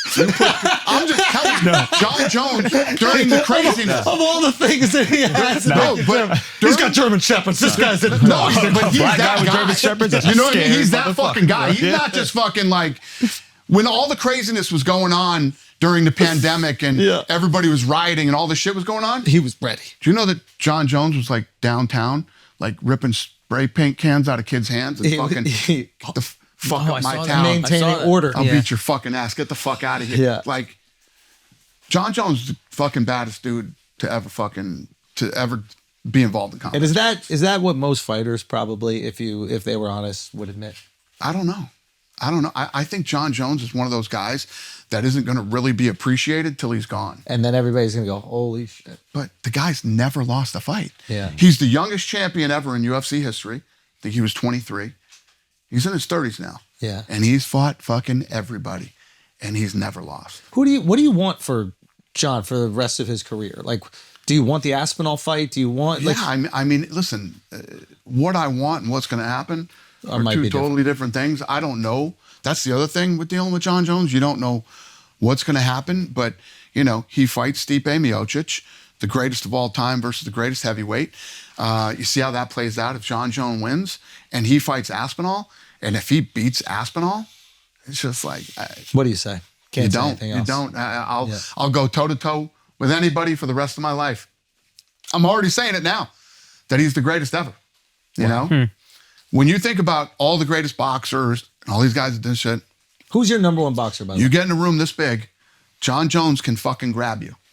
That's it. And once he puts his fucking hands on you, you're done, man. And if you're in a scenario where it's only one guy's walking out of the room and this guy gets on top of you, he's dropping fucking... Let's not even talk about illegal shit that you could do. Yeah. You do not want to fuck with Jon Jones. He's got German Shepherds. You know what I mean? Yeah. And did I mention he's got like German Shepherds and shit like that? He's like all into that shit too. This dude will fucking kill you every way that you can possibly be fucking killed. Okay? That's just it. Wow. Do you remember the first time you heard the name Jon Jones? And did you know he was a bad man the first time you saw him? No. But once he started fighting, you know, he's a young kid, comes in, starts fighting. It was when, I'm trying to think of the fight now that happened. I can't fucking remember the first one. I talked about this about a year ago. But then when I really noticed Jon Jones, you know, we already knew that he was tough and a star, but he was walking through people. And a lot of times you'll see these guys that walk through guys, then once they get tested and they get pushed and adversity comes, they break. Then came the fight with, Jesus Christ, Swedish kid. Gustafsson. Oh, yeah. Yeah, Alexander Gustafsson, right? Yeah. So him and Gustafsson fight, and Gustafsson takes him into the fucking deep water, and he's hitting him with fucking elbows and all this fucking shit. And now that we look back on Jon Jones, we know the real shit that was going on. That's the other thing. Yeah. If you want to fuck with Jon Jones, he was partying and doing fucking crazy shit through his entire camps. Yeah. He was doing shit that most people couldn't get up and go to fucking work the next day, let alone get into a fucking 5-round title fight with the baddest people in the world. That's what he was doing at this time. And he fucking gets through that Gustafsson fight. And that's when I really started to say, this dude might be one of the best. Special. Is there a time where you guys have to step in and go, hey, you're going to ruin everything if you don't get your life together? Yeah. Do you try to do that? Like, do these guys listen in those moments? You're Like, dealing with grown men that are wired completely different than everybody in this fucking building, let alone the room. Yeah. And probably everybody in this fucking city block. And you can't babysit these guys. It's like, you know, oh, how can you keep them from spending their money? You can't. Yeah. How can you keep them from doing this? You can't. How can you, you know, we do the best we can to help these guys, you know, in every way, shape, and form in their personal life and professional life. But you're dealing with grown men that are wired completely different than the rest of the world. yeah, I think that's the part that's hard for most people to realize is the wiring, because they're putting their own expectations on a fighter. And that 100%. fighter is waking up and that day begins very differently. Well, you know what's crazy is that so many people say to me, you know, when you talk to people that aren't real fight fans and aren't in the fight world, I feel sorry for these guys. You know what's crazy? They feel sorry for you. yeah, you'll never experience that level Of everything. yeah. Plus, you wake up every day and get in a car and sit in bumper to bumper fucking traffic, and you sit in a cubicle every day, and you never achieve the type of things that these guys fight one time, then they go fuck off and do whatever they want to do till they think they want to fight again. And then they come back and, you know, and they test themselves against literally all the best in the world. You're saying when they're practicing, when they're training, and Or you're saying the In the actual fight. when they actually go in and fight. Yeah. They're always testing themselves in front of the entire world. You versus another person on the world stage. You know, you put yourself out there like that. It takes a very unique, special type of person. I mean, what do you think that. Jon Jones is walking around every day knowing that there's 7 billion people on the planet and there's not another person that could beat him up? Yeah. I can let you know that's how I walk around feeling. Like, what does that do to your fucking head? Yeah, it's crazy. There's not another human being. Like, who's the Usain Bolt, the Jamaican, the sprinter? Right. Like, he must feel pretty good knowing he's the fastest. Right. Imagine knowing not a single human being could beat you up on the planet. It's fucking crazy. It's true. It's true. And the funny thing is with most guys think they can fight and they fucking can't. You know what I mean? Yeah. Most fucking guys that are walking around out here right now That's don't the know nice how to thing fight, about, like, but think they can. And Yeah. a guy like fucking Jon Jones and the Khabibs and the fucking, you know, these guys in the world would literally walk right through them. Fucking almost every guy on the planet. Isn't that fucking... If I see those cauliflower ears, Oh, he's like, yo, you got it, brother. You gotta keep it moving. You got it. Yeah, that's more And the scary scary than thing- like a red bandana. Yeah. Well, the scary thing is about like UFC guys. It's like Sean O'Malley. If Sean O'Malley didn't do all the crazy shit with the hair and the clothes and all that shit, and he looked normal, 100% of guys that saw Sean O'Malley would think they could whoop his ass. Yeah. Interesting. Yeah, And skinny, tall, white 100%. dude, loves video games. One fucking punch. Game over. Yeah. That kid hits like a fucking truck. Yeah, he does. So yeah, it's fight business is pretty fascinating. Okay, we're almost there. Business takes off. People are loving it. It's still not as big as boxing. When does it take the step past boxing? And what does that feel like? So Do what's you even interesting envision is, it even like you're creating a new sport? Do you envision it being bigger than the thing that you spent most of your life doing? well, that's the other thing that everybody told me. This will never be bigger than boxing. This will never be bigger than We know how to motivate Dana. It is very easy to motivate Dana. So- Dude, you'll never quit gambling. So one of the things that I started to notice about boxing was it started to fall apart at an amateur level. I was involved in the amateurs back then, and it was Like gloves? really dirty and fucking corrupt. And, you know, then you saw NBC drop the box offs. Remember they used to have the Olympic box offs before the Olympics? Yeah, Floyd fought on NBC, Oscar De La Hoya. I mean, all these guys that were moving up, they all fought on NBC to lead into the Olympics. They got rid of it. Once it starts to fall apart at an amateur level, Yeah. and we were gaining traction and starting, you know, more people. If you were a younger guy, you were going to train in MMA instead of fucking Yeah, boxing. I remember that shift starting to happen amongst my friends. Like, oh, I'm going to go train MMA instead of boxing. It was my friend's kids. That's when I noticed it. My friend's kid started taking jujitsu. And I was like, what? Because when you're young, you like take taekwondo or karate or some shit. 100%. And when he said, yeah, I put my kid in jujitsu, I was like, oh, it's out of here. I was like, UFC's out of here.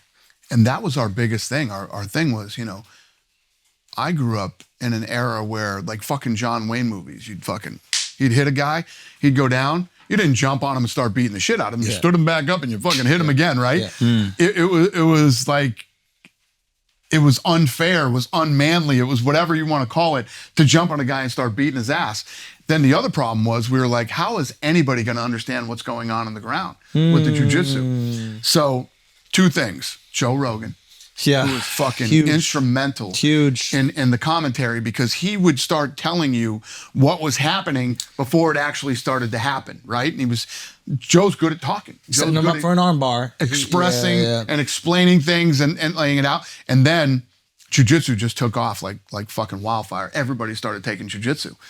So now there's an education about what's happening on the ground, and you don't have these people confused and it looks like they're just hugging. 100%. You know what they're setting up. Okay. So you lift the IQ of the audience. And like I said, I felt like boxing started to fall apart at an amateur level. It was completely falling apart.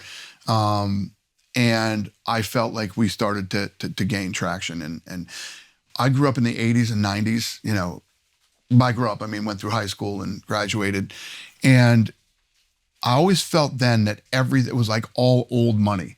Old money was the only way you could, and to try to be bigger than like established companies like boxing was impossible, and everybody would tell you it was impossible.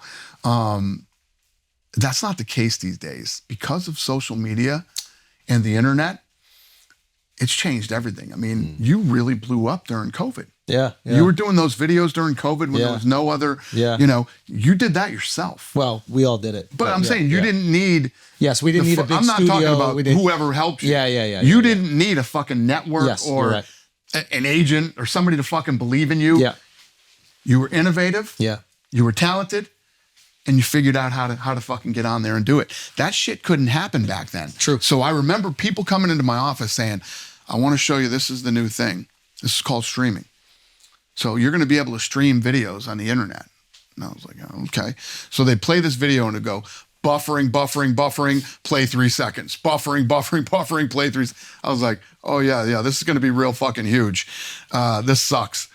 But look at how fast technology caught up. Yeah.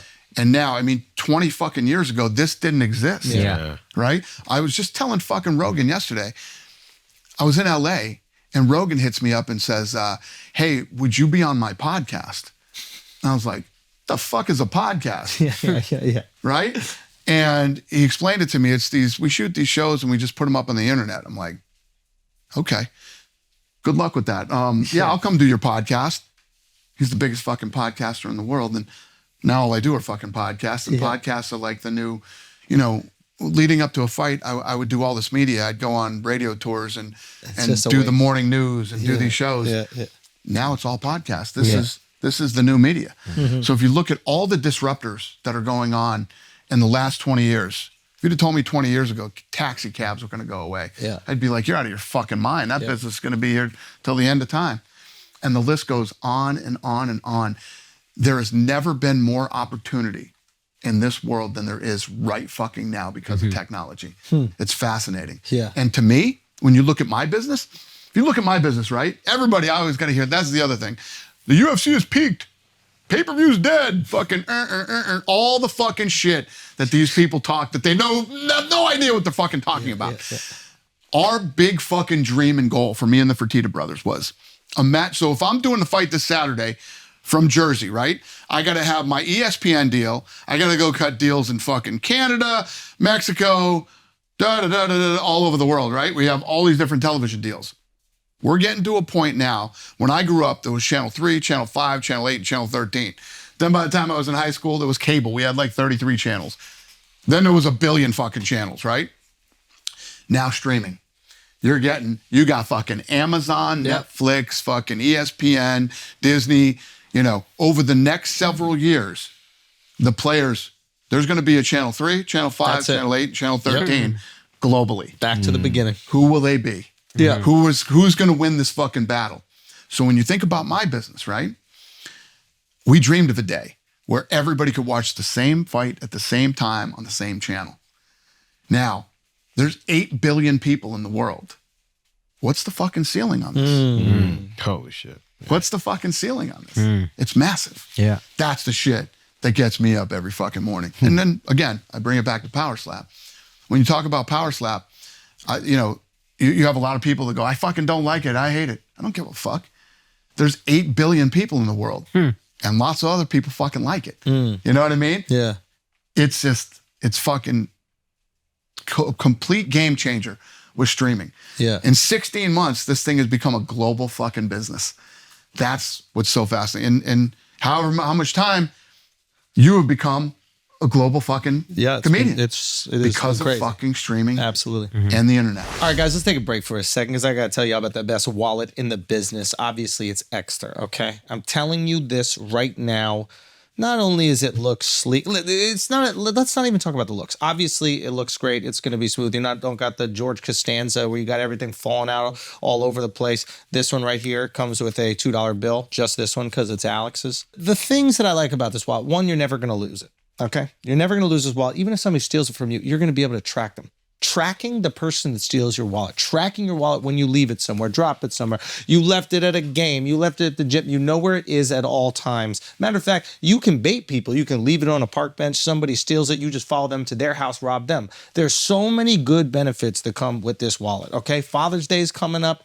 Great gift if you don't know what to get for your boy who has just become a dad, I don't know. If you want to get it for your pops, if you want to get it for your boyfriend, your husband, this is the one to do. I'm telling you, it's time to try the number one rated smart wallet on the world right now. Stop fumbling for cards. Never lose your valuables again. Try it risk-free for 100 days. Right now, you can enjoy Extra's Father's Day sale with up to 40% off site-wide at shop.extra.com/flagrant and get an additional 5% with the code FLAGRANT. That's shop.extra.com/flagrant. Happy Father's Day. Now let's get back to the show. Hey, we're gonna take a break real quick so I can help you make the biggest no-brainer decision ever. If you're looking to have some nice alcoholic beverages in the comfort of your own home, don't go out to the liquor store. Have it delivered to your door with DoorDash. Obviously, you already use this app to get food delivered to you, so why don't you just take the next logical step of having alcohol as well? The alcohol selection on DoorDash is top shelf. What a good word choice. Beer, wine, mixers, mocktails for your boy, and more can be delivered straight to your door. There are thousands of stores all over the country, so you're sure to find whatever you're looking for and more. The more is mocktails for people like me. So,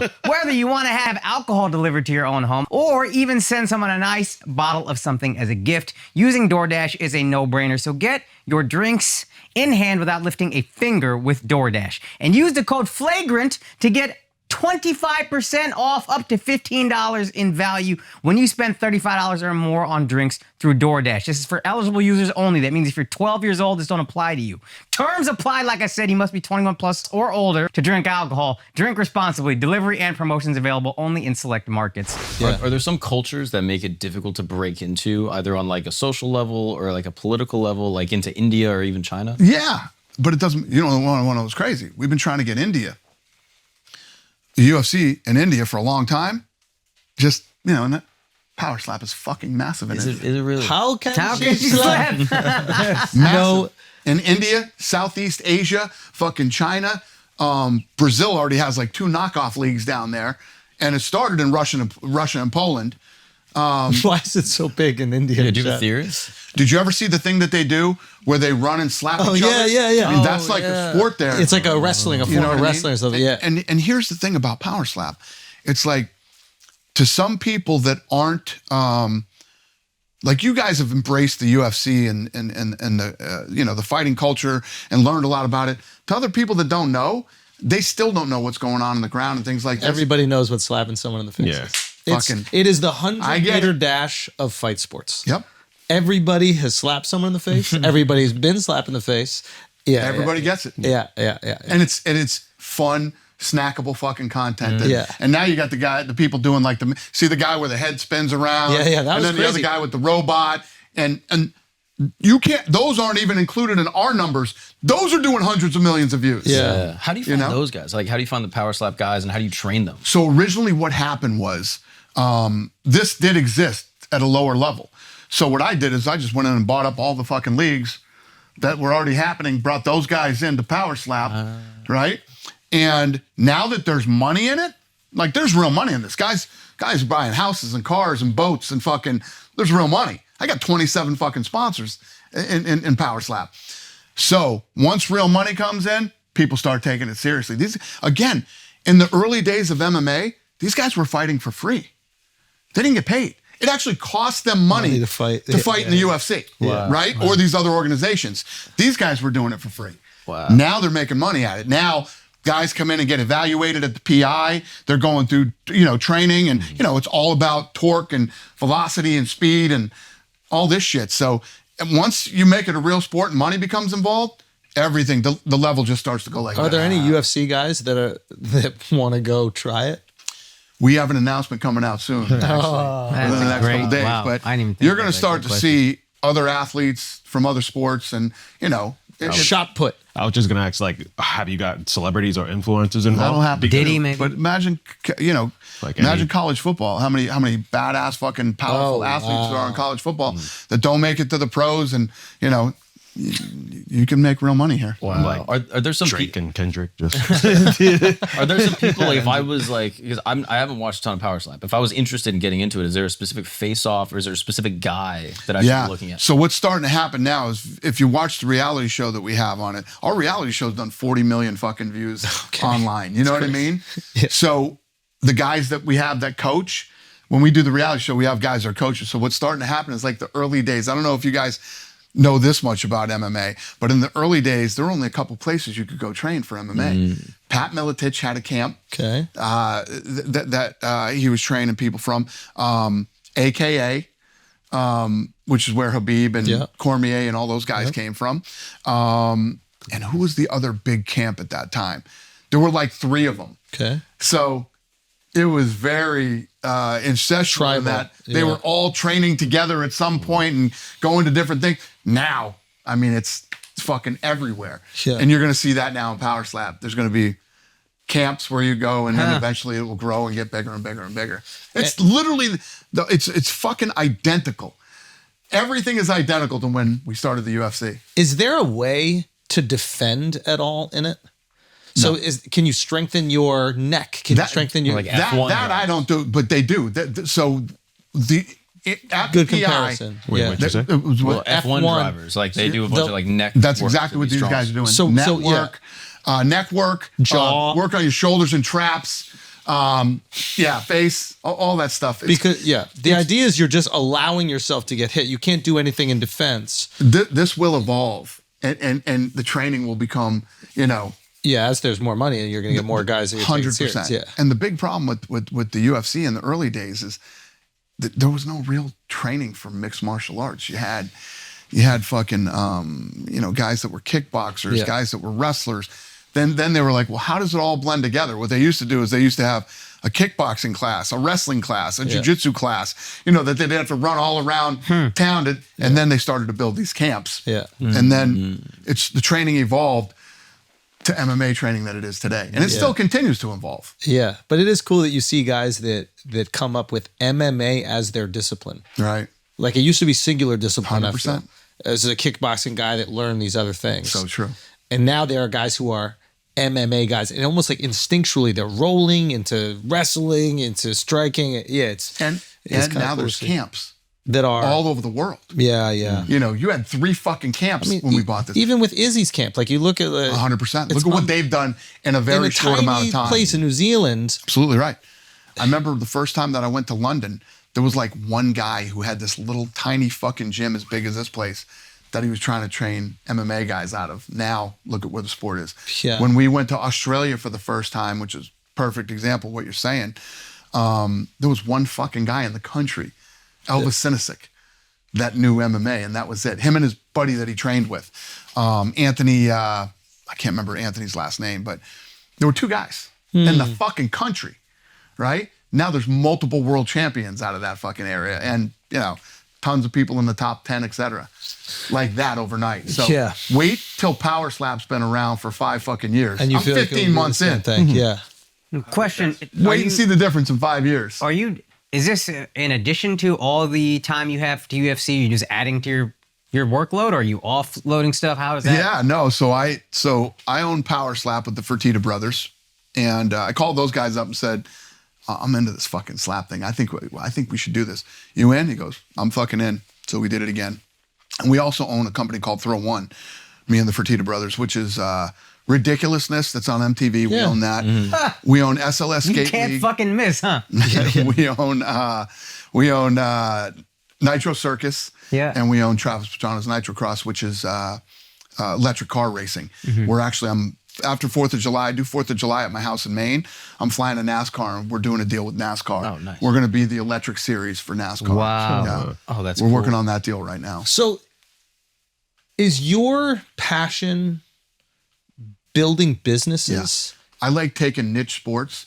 You know how many times I've been offered deals like, hey, we got an NBA team coming to Vegas. We'd like to talk to you. We got this and that. So those kind of businesses, like, are for they're like toys for multi-billionaires, right? Multi-billionaires buy these things and they lose money on them. So is it, but the equity grows 15. over decades. And then when they fucking die, the family sells the fucking team, Yeah. or Cuban just sold, he bought it for a few $100 million, for a few billion. I like taking niche sports that people don't think work and making them fucking work. That's what I like to do. Were there any businesses you tried to scale but didn't work exactly how you wanted? Yeah, I'll tell you, the only business I've ever failed at was we bought a during the crash in 9 and 10. Yeah. I'm driving to work one day and all the fucking car dealerships are closed. You remember the bottom fell out in the market, the housing market fucking collapsed and all that shit happened, right? And I'm like, there's lots of good fucking people who need a car, especially in Vegas, and don't have the credit now because the fucking house foreclosed or whatever it is. So I bought a car dealership. Fuck. Let me tell you what. It was a fucking shit show. And the only thing that fucking saved me and my partner did it, me and one of my best friends, we bought it together and tried to run this thing. And I didn't lose on it. And the only reason I didn't lose money was because I bought the fucking land. So I bought the dealership itself. Yeah. I bought it outright. Like and McDonald's. I own the dealership. Yeah. Getting fucking murdered on the car side of the business. What right? were the Just cars? Fucking murdered. Huh? What was the brand of car? No, it was used cars. So You can sell it. It was a used car dealership, yeah.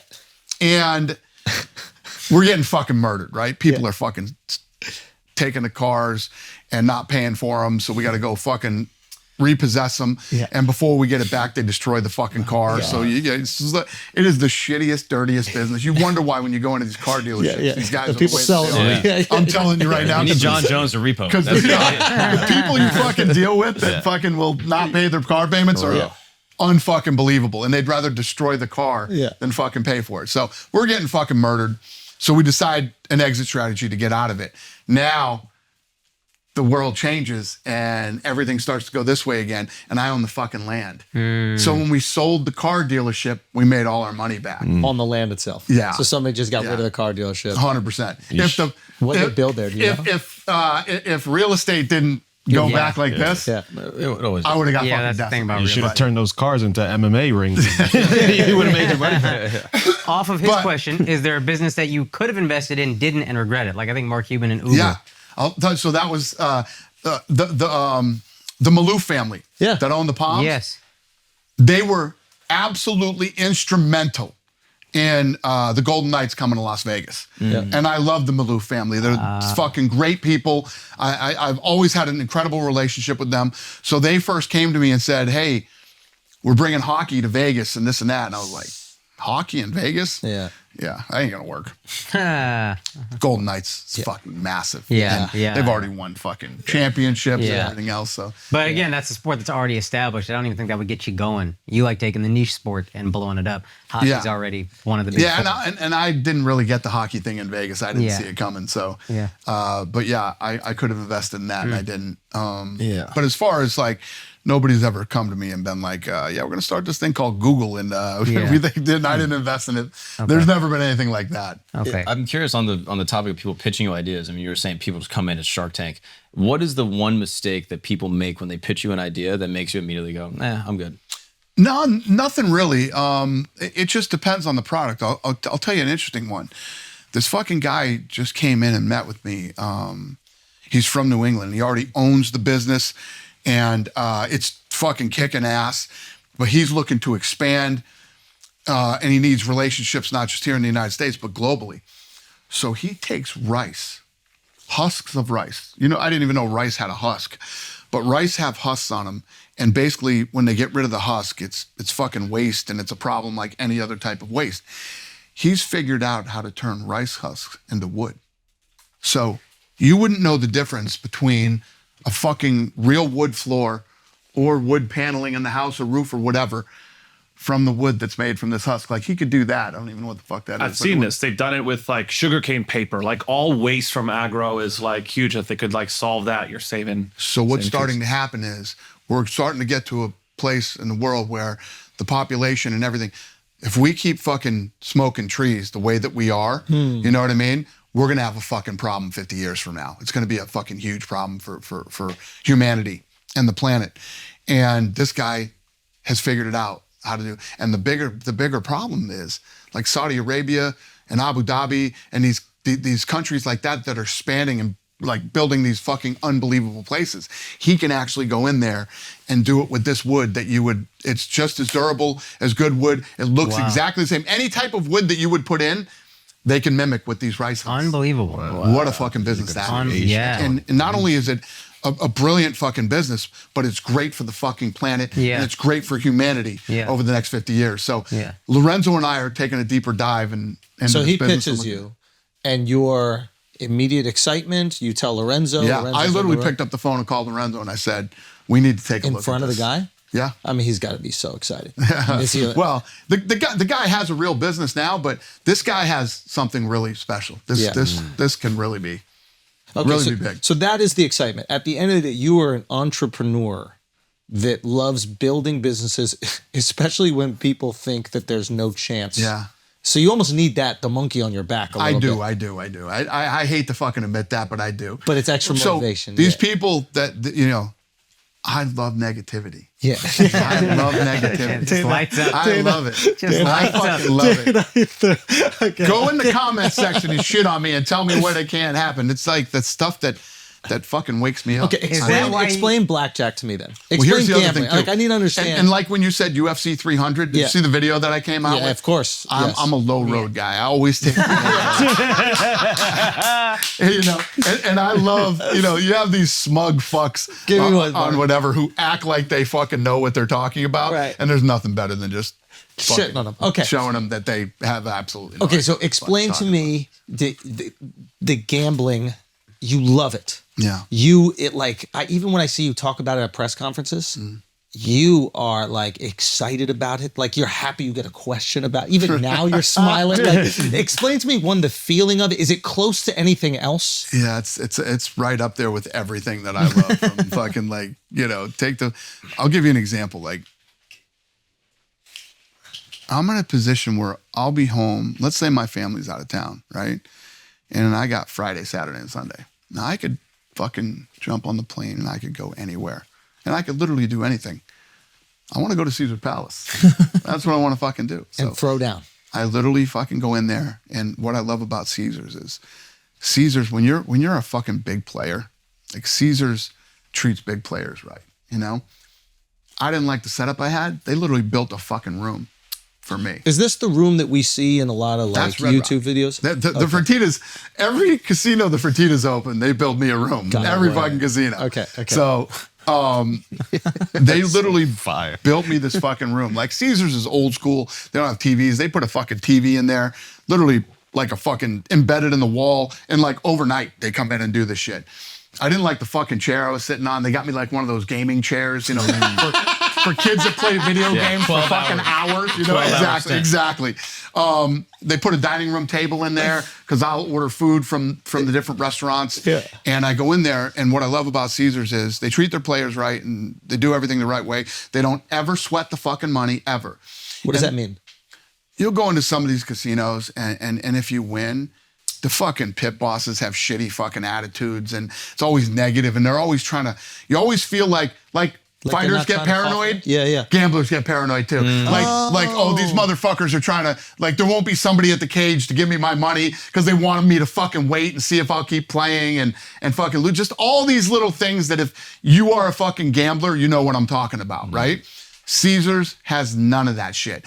And every one of the fucking dealers want you to win because I take care of fucking all the dealers. Yeah. And there's a good vibe and a good energy. And I play Baccarat, and Caesar's Baccarat is fucking packed wall to wall with Chinese. Chinese have good fucking gambling vibes, man. Chinese are fucking absolute degenerate fucking Baccarat players. No mush. They will sit there from fucking 6 o'clock at night till 10 o'clock the next morning playing Baccarat. Okay. They're all upbeat and fucking good energy, and I fucking love it. So what I love about, those are all the things that I love about Caesar's Palace in Vegas. And then the other thing is, and the thing with Caesar's too, is if you're a big player, every Christmas, they open up all their ballrooms. And the ballrooms are packed with fucking snowmobiles, motorcycles, TVs, electronics, jewelry, clothes, everything. And you can go in there and shop for Christmas and do whatever. So Lene, who's my head of PR, she's in the other room here, I give her the stuff and she goes and she gets all the stuff and gives it to the employees, my employees. So we use all my fucking points to shop for the employees at UFC. And that's another thing I love about them. But the other thing is they're the biggest casino company in the United States. They have 44 casinos. And I love the fact that it's me versus them every fucking night. I go toe to toe with the biggest casino company in the world. And I'm in this fucking war with them right now. Okay. Since Jan 1, I'm in this war with them. Been playing Baccarat, and I beat them for $16.5 million. Wow. Since January 1. Since Jan 1. So every night is like this fucking war. And I've only, since Jan 1, I've only lost to them twice. But I have such a fucking big lead on them. They need me to get murdered like Bad. Do you ever go on, to what is it catch called? up. On tilt or whatever? What is that the term? On It's a tilt? poker term for sure when you're emotional. Where you just can't stop. On tilt is also. Or are you very diligent about the way you gamble? Where you go I'm under a usually certain very amount? diligent, but I'm not going to say there's not been a couple times, and those are the times that I lose when you fuck up and you stick around a little longer too than you long. should have. Yeah. Okay. To bring this back to UFC, that event, the energy. So think about this too. Okay. This is what I love too. This is not a. By the way, this this- is a gambling question. I'm going to ask you. This again. So this is the biggest casino company in the country, right? And I'm on a fucking run that 6 o'clock the next morning, emails are flying around the fucking company like, this motherfucker beat us again. This motherfucker beat us again. And you love the fact that you're driving them fucking crazy. I love it.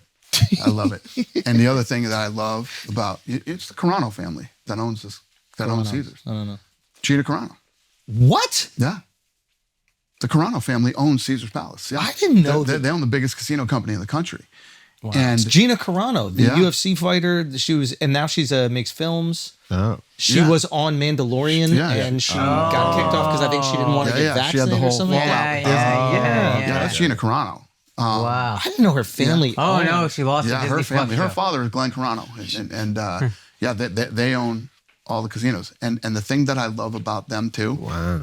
they're so fucking classy about how they do everything with whatever. When I'm like, I'll run into them in the hallways when they're in Vegas. They live in Reno, but when they're in Vegas, I'll run into them, and they couldn't be classier about it, and just classy, good people. So I love Taking going to their money. war Yeah. with them It's every day. sportsmanlike. You know what I mean? It's Yeah. it's like, and if I'm gonna lose, I want to lose to classy, good fucking people like them or the Fertittas. You know what I mean? So yeah. it's fun for me. It's what I love to do. It's Final fight, first Spike TV final between Bonner and Forrest. The whole card you said was okay. You're going into that final fight. The contract is dependent on this final fight. the card was not great. Right, you were saying that earlier. Yeah, it wasn't okay. It was not Oh, it was great. bad. Okay. The excitement of going into that final fight, is that the same as when you're on a run? No, I would say the excitement after that fight and how I felt after that fight. I knew no matter what happened, we had it. That's the Baccarat run? Every night when I walk into Caesars and I walk into that high limit room, I'm fucking amped up and I can't Same wait to feeling. play. Do you Can't know wait who, to play. Kerry- Here's the biggest Yeah. thing. It's easy to talk about the wins and winning and it feels good. It's much like fighting. It's the highest of the highs Yeah. and the lowest of the lows when Yeah. you lose.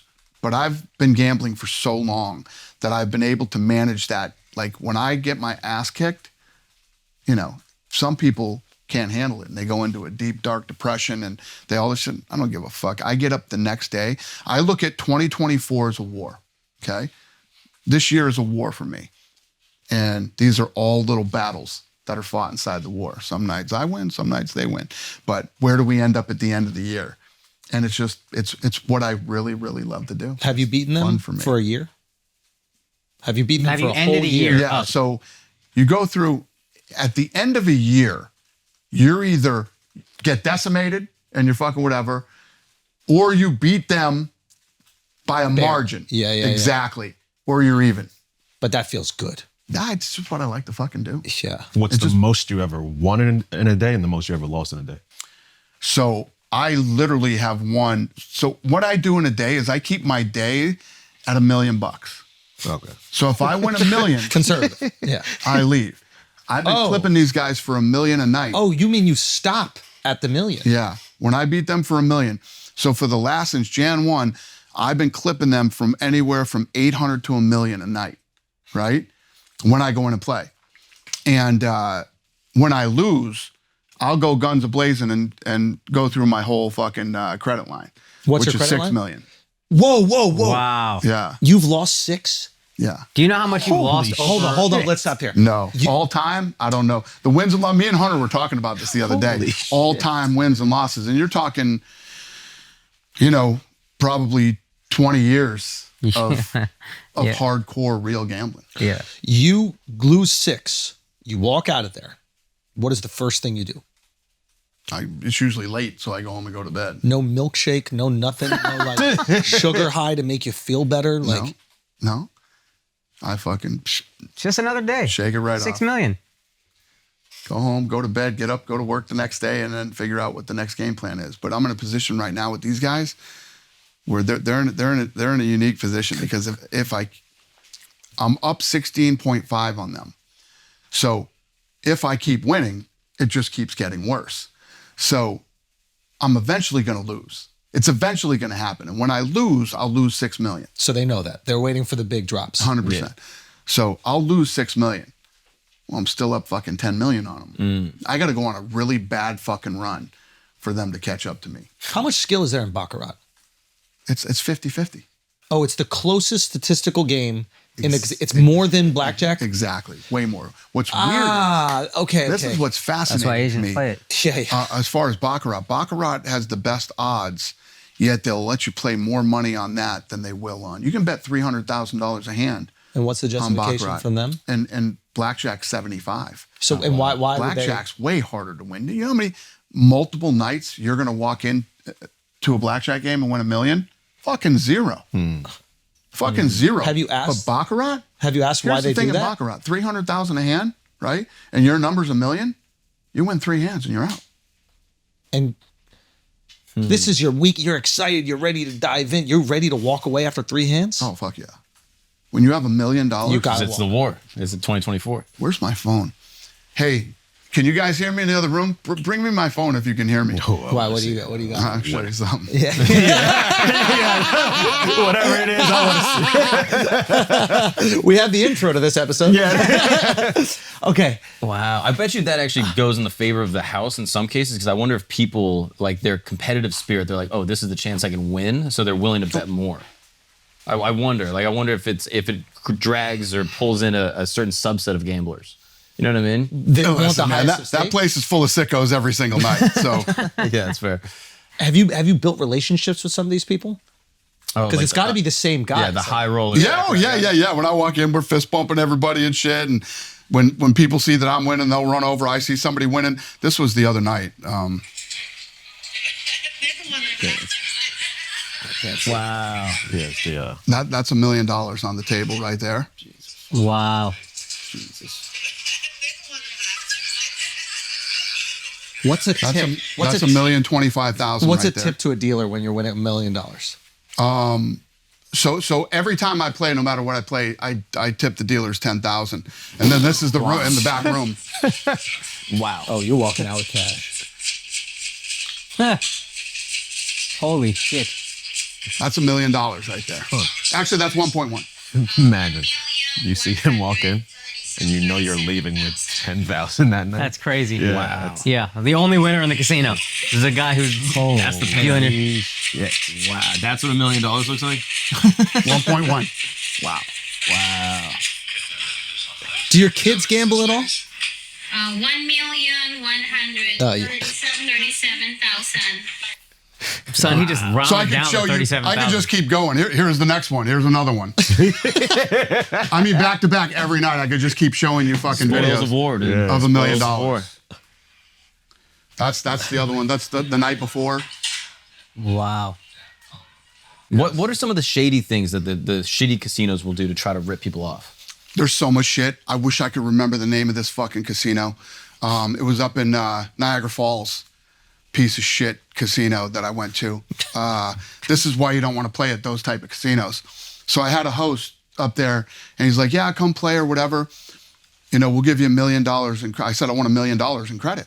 And they're like, no problem, this and that and everything else. So I get up there, I start fucking playing and I lose 300,000, right? And right when we got there, he brings me the credit thing and it's for 300.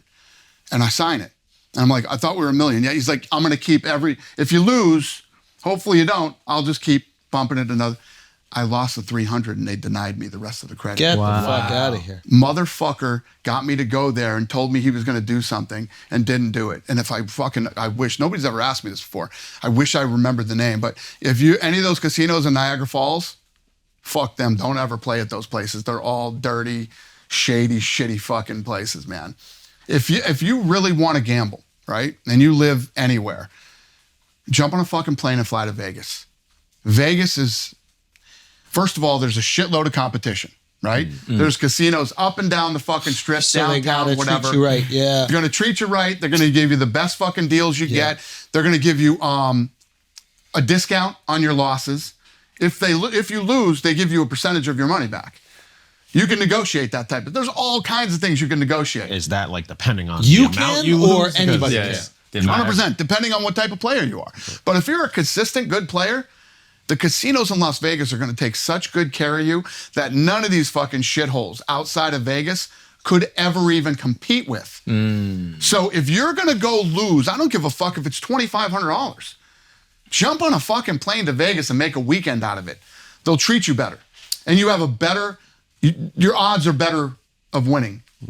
I didn't realize that makes the sense. casinos could actually be shysters about it. I mean, 100%. Well, Mickey Mace, he like exposed a lot of like games and stuff. I've seen him on YouTube. Have you seen that guy on YouTube? No. And he says that he found a way to game Baccarat.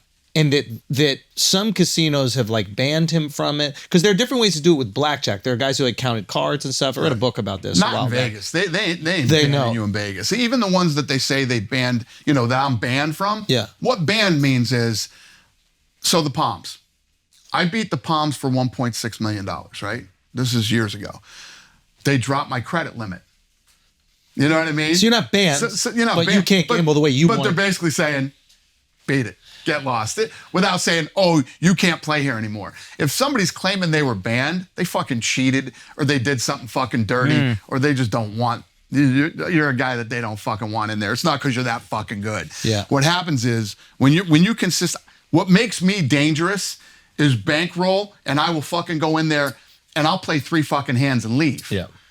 That's what makes me dangerous. They don't like that kind of You're play. looking at big picture. 100%. Listen, if I'm a guy that flies in for the weekend, You're staying for right, the fucking and do whatever, I'm coming in every fucking night, right? And I'll clip you for 3 fucking hands and leave. They don't like that kind of play. That's not what happened to the Palms. The Palms, I legit beat these guys at blackjack for $1.6 million over 23 trips.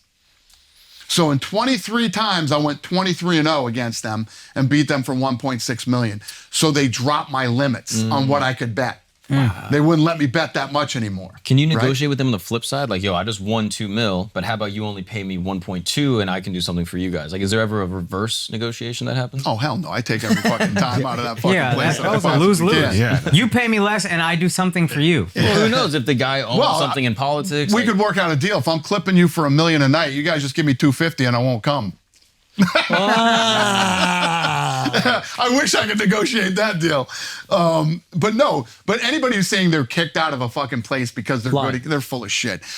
They don't literally kick you out unless they catch you fucking cheating. If you're a fucking cheater, they kick you out. What they do is they drop your limits. So, it's harder to fucking win. If you can only bet, if you can bet 300,000 a hand and you go in and win 3 hands and fucking leave, right? Consistently. Yeah, fuck that. And they say, you know what? We're only going to let you play 100,000 a hand. Wow. Now, if you lose $1 million, if I lose $1 million playing Baccarat, I'm only 3 hands away from being back up. If you lose $1 million at 100,000 a hand, you got to win 10 hands in a fucking row. And that's not going to happen statistically. You know what I'm saying? Do you have any stories, like, you don't say who, but like with high rollers? Like, I'm sure you're with like oligarchs and princes and like big tech CEOs. Like, do you have stories where you saw a guy and you're like, that guy's crazier than me? Like, he's doing stuff that I've never seen people do. Or a big loss or something. I think that if you fucking really, there's only a couple guys in the world here in the United States and in Vegas that play like I play. MJ? You got any MJ stories? Oh, that's good. Well, I've heard tons of Jordan stories, but I've never actually seen it. I'll tell you this though, Charles Barkley Charles Barkley's a gambler too. Yeah. Charles Barkley came to Power Slap, and the one that we did at the Durango, and I have a big gambling party after, and he fucking beat him for like 650,000. No way. Yeah. Wow. Yeah. Barkley beat them love for that. like 650. He crushed it. I love that. Yeah. What about? Did you hear that? I don't want it's Well, rumor. these influencers too. Aiden Ross. Yeah. So Aiden Ross comes to Power Slap, and Aiden Ross will play. Fucking Aiden Ross. This kid's what, 22? Yeah. He goes on fucking. He's up $1 million. He's down 750. He's up $1.5 million. Oh my God. In a fucking Power Slap weekend. Wow. Aiden Yeah. Ross is hardcore. He plays hardcore too. What about? Did you hear the rumor about Bruno Mars? I don't know how much is true about these rumors. Like, There's so many fucking stupid rumors. First of all, you have to put things into perspective. For Bruno Mars to lose that kind of fucking money, right? First of all, what's he worth? You know what I mean? Right. Bruno Mars prints fucking money. I Yeah. mean, the guy has a fucking a show in Vegas. that he plays consistently. Yeah. Have you ever seen Bruno Mars play live? Unbelievable. Unbelievably talented. He's unbelievably Unfucked. It talented. is one of the greatest live shows you will Yeah. ever see. When you're watching Bruno Mars and his team play, you're like, there's no fucking place on earth these guys would rather be than right here, right now. It's incredible, great show. I don't care if you don't know one Bruno Mars song. It's No, incredible. and you do know them. The guy makes Yeah. shitloads of fucking money, and of course he fucking gambles. I'm Yeah. sure he does. But Yeah. to say that the guy is down this much and he owes the casino, you hear a lot of bullshit fucking rumors. Is there anybody that you find is bad luck and you don't want to gamble? 100%. Wait, are No, you there- gonna listen, there's fucking, okay. there's guys. This is so true. This is why I was talking about Caesar's Palace. When you go into Caesar's Palace Baccarat, fucking high limit room, right? Yeah.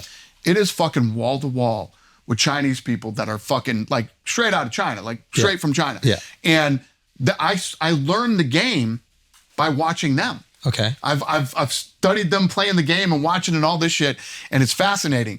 But they have a good energy about them, and they are very superstitious. Like certain Right.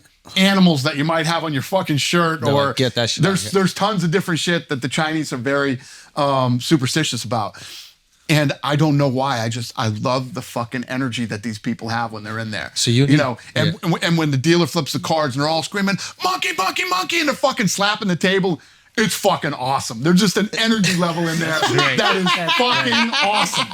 And yes, great. you get some fucking guys that walk in and you get that vibe from them. This is fucking the real life Eddie fucking Mush, this guy. Could be anything. The wrong animal, the fucking wrong attitude, the way he looks, the way he plays, things he says. Do you ask him to leave? Like, yeah. A mush, No, right? you just get the fuck away from him. You move to another area and you get away from, the Eddie Mush. Yeah, that's fucking real. Wow. Yeah, there's real Eddie Mushes out there. What are your other superstitions? Is there like a pair of shoes you wear? Is there like a tie? Nah. Is there something? No, I have to have a vibe with the casino. When you walk in, there has to be this vibe in the place, and you have to vibe with the dealer. My biggest superstition is when you get a shitty fucking dealer that has a bad attitude, and you're like, this motherfucker wants me to lose. Yeah. That's sort of my thing. Okay. And so they probably set you up with the people you like now. Yeah, it's just I have this thing where I'm very fortunate in my life, and I take care of people. You know what I mean? Yeah. Whether it's dinner or this or that, the people who are handling your food or your drinks or whatever it might be, I take care of people. Yeah. And it's the same thing in the casinos. So normally in places that I play regularly, everybody's on my team. Right. You know what I mean? Loyalty, very important to you. It's huge. It's everything to me. The people that have had your back from early on, are they still in your life, and do you make sure of that? Yeah, I mean, I'm still hanging out with people that I went to high school with. My circle's very small, and it's like when we were talking about canceling, like people trying to cancel. I don't give a fuck what everybody else thinks or what they're doing or whatever. There's a very small group of people whose opinions matter to me, and 3 of them are my fucking kids. You know what I mean? Those are the only people that can cancel you. Yeah. Yeah. You know, Your some son- fucking dipshit on some Yeah, fucking. who cares? You don't You know what I mean? Yeah, It's some yeah. network or. Yeah. Yeah. I'll tell you this the other day. I was talking to. I won't call these guys out on this, but we were talking about a deal with a group of people who are. They make shitloads of money, but they're looked down upon. Okay. Yeah. And I was Jews? I was talking to them about it. I was talking to them about a deal. Yeah. Right. And the guy who's one of the big guys in the company called me back and said, you know, we talked to our board of directors and I'm already out. You're asking permission. I'm already You're asking wow. permission. If you have a fucking board of directors, Why am I talking that's to you? gonna Yeah, fucking, yeah, no, yeah. it's just like, I've dealt with that shit before. Yeah. Fuck you Yeah. and your board of fucking directors. Yeah. Yeah, that's the shit that's fucking, you know, you get a group of fucking uppity douchebags Yeah. in a fucking room that are going to determine the way that something goes or how you're going to do business or who you're going to do business with or something that's going to go on. You already lost me. So he didn't want to do this thing, but he wants to do a few other things with me. We're going to do nothing together. Because you have to deal with that. We're fucking going to do yeah. nothing together. I'm not doing Yeah. the bureaucracy. Yeah. Yeah. Talk to your fucking board of directors. Yeah. Can I You just- guys are already a fucking pussy company that I don't even want to fucking deal with. You're a bunch of fucking pussies. Here's a question I've been thinking this whole time. What is it about you that you think, number one thing that makes you so successful about you? Like, what is it I felt like listening to this other podcast, I'm like, maybe he understands human nature in a way that's very deep, but I want to just ask you, what do you think it is that's made you so successful? I don't know. Listen, I get up every day and I work hard. I mean, that's that. A lot of people work hard, man. Yeah, but I believe in. I guess if you look at all the things that go on in the outside world and all the people that tell you what you can't do and what's not possible, I've built a team of people that I have got on board with me that agree with me and say, there's nothing we can't fucking do. You know what I mean? And when you build a fucking team of can-dos instead of can't-dos, like the Sphere, right? I said we can fucking do this, and I think this is going to be fun, challenging, and an experience that we will all look back on in 10 years and go, we fucking did that and we were first. Just like COVID. You know what I mean? Yeah. And the list goes on and on. There were a lot more reasons why I went through COVID. My team is one of them. And COVID never really made sense to me. So I don't know. I just built a team of can-dos, not can't-dos. That's awesome. We fucking, why, I say again, why am I doing the Sphere? It's expensive. It's literally fucking, my guys are working on this 24/7. It's tough because that's what we do. We kick fucking ass and we do things first and we do things that people say can't be done. And that's what I love to do. I love that. Dana White, ladies and gentlemen. Brother, thank you so much for being here, man. This has been awesome, dude. Really, It's you know. great to meet people that exceed the expectations you have for them, man. You've absolutely done that. Thank you. I'm Congrats to grateful, you guys man. on all your Thank you. success too. Thank you I'm very really much. happy we could keep you here longer than the Howie Mandel podcast. Answer that. was awesome. Answer that. What was that set up with you and how it had to be? So what happened was I did the Sage Steel podcast when she called me Trevor.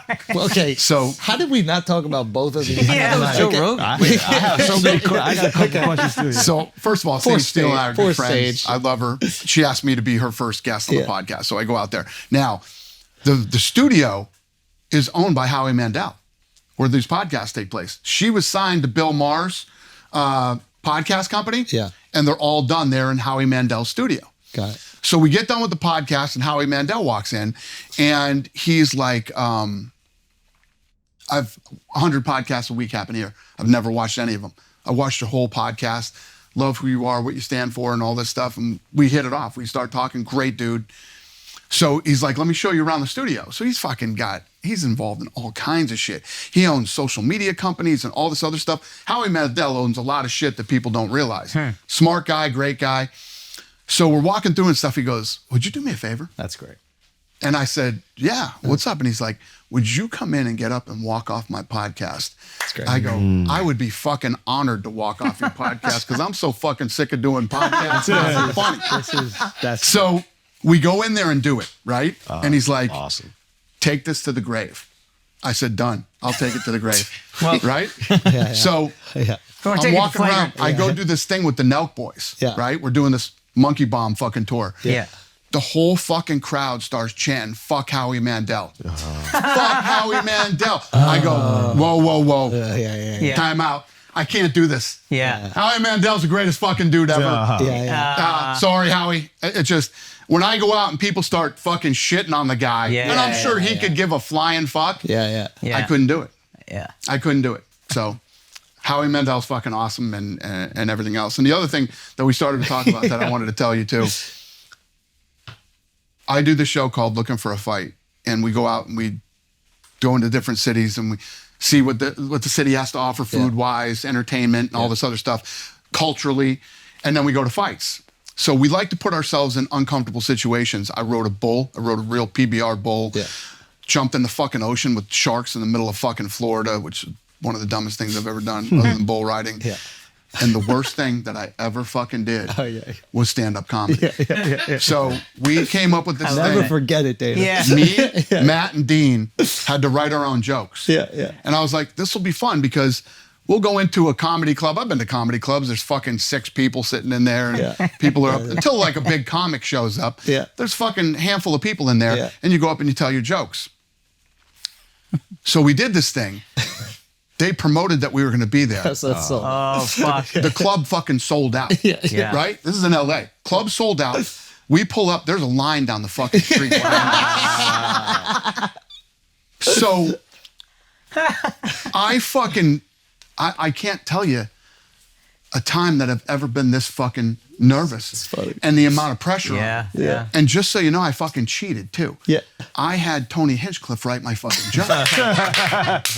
You picked a good one. Matt You and picked a Dean- good one. Matt and Dean wrote their own jokes and had to get up there. I almost, I'm not even kidding you. I public speak all the, I'll public speak. I'll be driving to the thing and I'll call my secretary and go, what am I talking about at this thing? Oh, okay. And I go in and do it. Yeah. I've never felt this way before. I almost fainted before I went on fucking stage, right? Yeah. So when it was over and I got through it, I'm like, I will never, ever fucking do this again. Until Brady calls me. So thank God I had already had that experience. Yeah. Oh, yeah. Stand-up comedy is the most underrated fucking thing of all time. Let's go. I've done it all. Yeah. You know, as far as business goes, and then on these TV shows, just fucking around doing shit. Yeah. There is nothing harder than going into a room of fuck. Now, let's go into the Brady Roast. All the baddest comedians in the world. And ones you didn't see. Fucking Chappelle was there. Yeah. Chelsea Handler was there. Yeah. Who's the guy from fucking England was there. Oh, Jimmy Carr. Funny motherfucker. Brilliant. Yeah, Exactly. Yeah. All there too. Yeah. And there's 12,000 people fucking live. Yeah. And then it's your time, and here comes the camera right in your fucking face. Now, here's the thing. If you're public speaking and you fuck up, you recover. You pull it together. Yeah. You fuck up telling a joke, it's a downward death spiral that you will never be able to pull yourself out of because you're not a professional comedian. Yeah, it's hot. You start sweating. There It is gets no hot. amount of fucking pressure ever in my life. And it's live. I'll tell you this too. You know how much I love gambling, and it's live. Yeah. One time, I had $1 million hand out there between splits and everything else, and the amount of it. That doesn't even compare to doing stand-up fucking comedy, man. Fuck that shit. I've done it twice. Remember I said it here. You will never see me do any of that shit ever again. You killed it. You won't see me on the road. You killed it. It was fire. It was really good. But you know what I did? I studied to the point of I was starting to go insane. I studied so hard because you can tell some of these people, like even Kim Kardashian, is relying on the teleprompter. Yeah. Fuck the teleprompter. I'm worried. What if the teleprompter glitches or the writing's too small or something fucking happens? I knew my shit inside now. Do you remember when we spoke before? And so Rogan calls me. Rogan's like, "Hey, Dana wants to run by a couple lines for this thing." I was like, "Yeah, give him my number." Yeah. Well, what happened was you and I were DMing. Yeah, we were yeah, DMing, yeah, and you were going fucking ghost on the DM for a minute, and I was like, "Oh fuck, I got a roast to do too." Well, Nikki Glazer stole my fucking No, joke. she didn't steal your joke. You had the same joke. Yeah. But she was going before me. And they went to her and they told Nikki Glazer, they said, Dana White has this joke. She goes, fuck him, I'm on before him. And I'm like, you're a professional. You have 300,000 jokes and you fucking learned it that night. You're gonna take my one joke and I have 3? You know what I mean? I'm like, I'm fucked. I need help. I gotta fucking. Dana's in the car. He's on the way. He calls me up. He goes, all right, let me just go through these things. And then he goes, fucking Nicky stole my joke. He's like, none of us have even done jokes yet. What are you talking about, Dana? You're before me. I know. You know, she's like, I'm going before him. Fuck him. What's he? You know. So too you bad. Tell me to get another joke. The jokes are all funny, and I remember the first one was the my name's trans, and all I get is 60 seconds, right? I remember hearing the joke, and I remember I would go, listen, he's nervous. I was like, all right, maybe we can work out something else. That's like a 50-50. Either the audience is into it and they love it or not. And I remember I called you back and I was like, hey, I don't know about that joke. I remember you go, Schultz, are you fucking with me right now? I can't take this when you're going to give me a different thing to say in the beginning. And I go, well, listen, I don't want you to bomb. And that joke might be a 50-50. And I think it states that like you don't really care and you don't give a fuck. And then I remember you go, wait, what do you mean? I go, well, they might not laugh, but he says, he says, you're not going to get the reaction you think you're going to get. And I go, oh, I'm going to get the reaction. I know what the reaction. I don't give a fuck. I wanted to come out and just punch everybody right in the face from the get-go. You said, I just want them to know that I don't give a fuck. I was like, oh, well, they'll know that. Dana's okay with 50-50.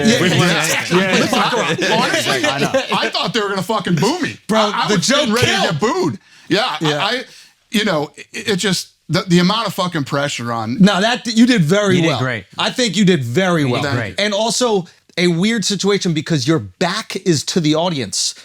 You're in the he's in the front row. Right, so I'm talking to the you can't even deliver to them and see them laughing, which kind of motivates you. So you're laughing. I was talking to the dais. Which is the hardest people to impress because we're like, we laugh, at least we laugh for a living. Like, exactly. No, it was good. Yeah, it was it's fucking good. Let me tell you what, very Never again? underrated. How much I'm not even fucking joking. Yeah. My body was fucked up for like 3 days after that. Like my body was fucked up. I didn't feel good for 3 days after that. I didn't feel right. It literally, the amount of pressure to get up and tell fucking jokes. Yeah. You know.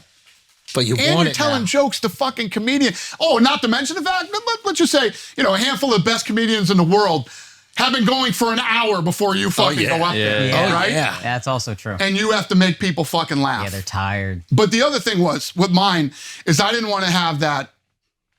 So I sort of, when something like this happens, what they do is for weeks, when you say yes, you get on calls with producers and comedians and everybody. Now, they're writing jokes for fucking Tom Brady, Gronk, Edelman, fucking Belichick, and the list goes on and on and on, right? Yeah. Mine's 60 seconds. Yeah. I'm not a patriot. I'm not one of these fucking guys. I'm getting the piece of shit crumb jokes that fall on the fucking floor.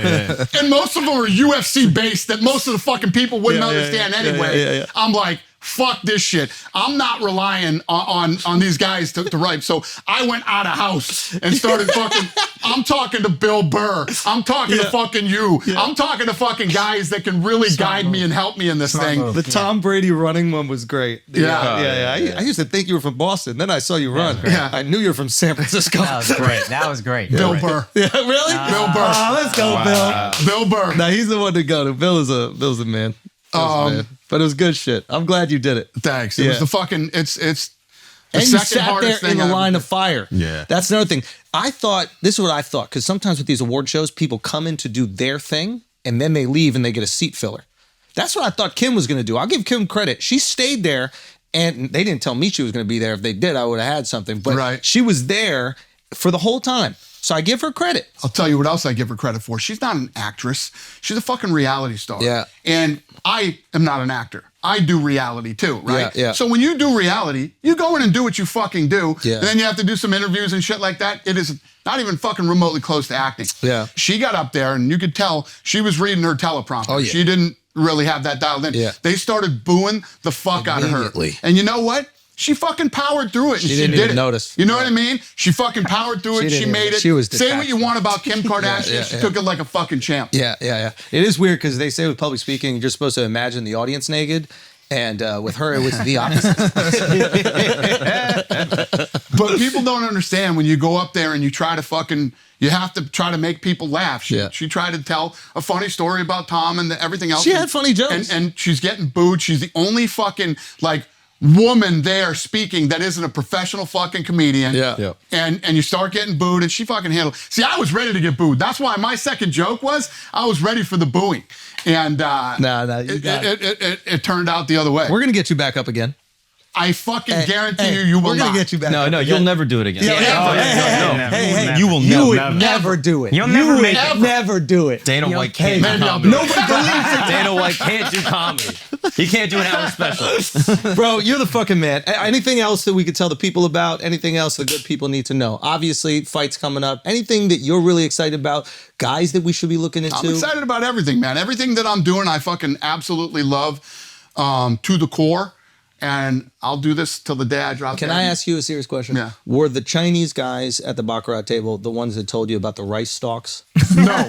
No. Is that why you're doing it? Is that why you're doing it? There's a buddy of mine from Boston named Roberto. He runs all the clubs and restaurants in Boston, and he knows a bunch of people. He knew this guy and connected us, and So it's real. That's how it All right. happened. Just want to make sure.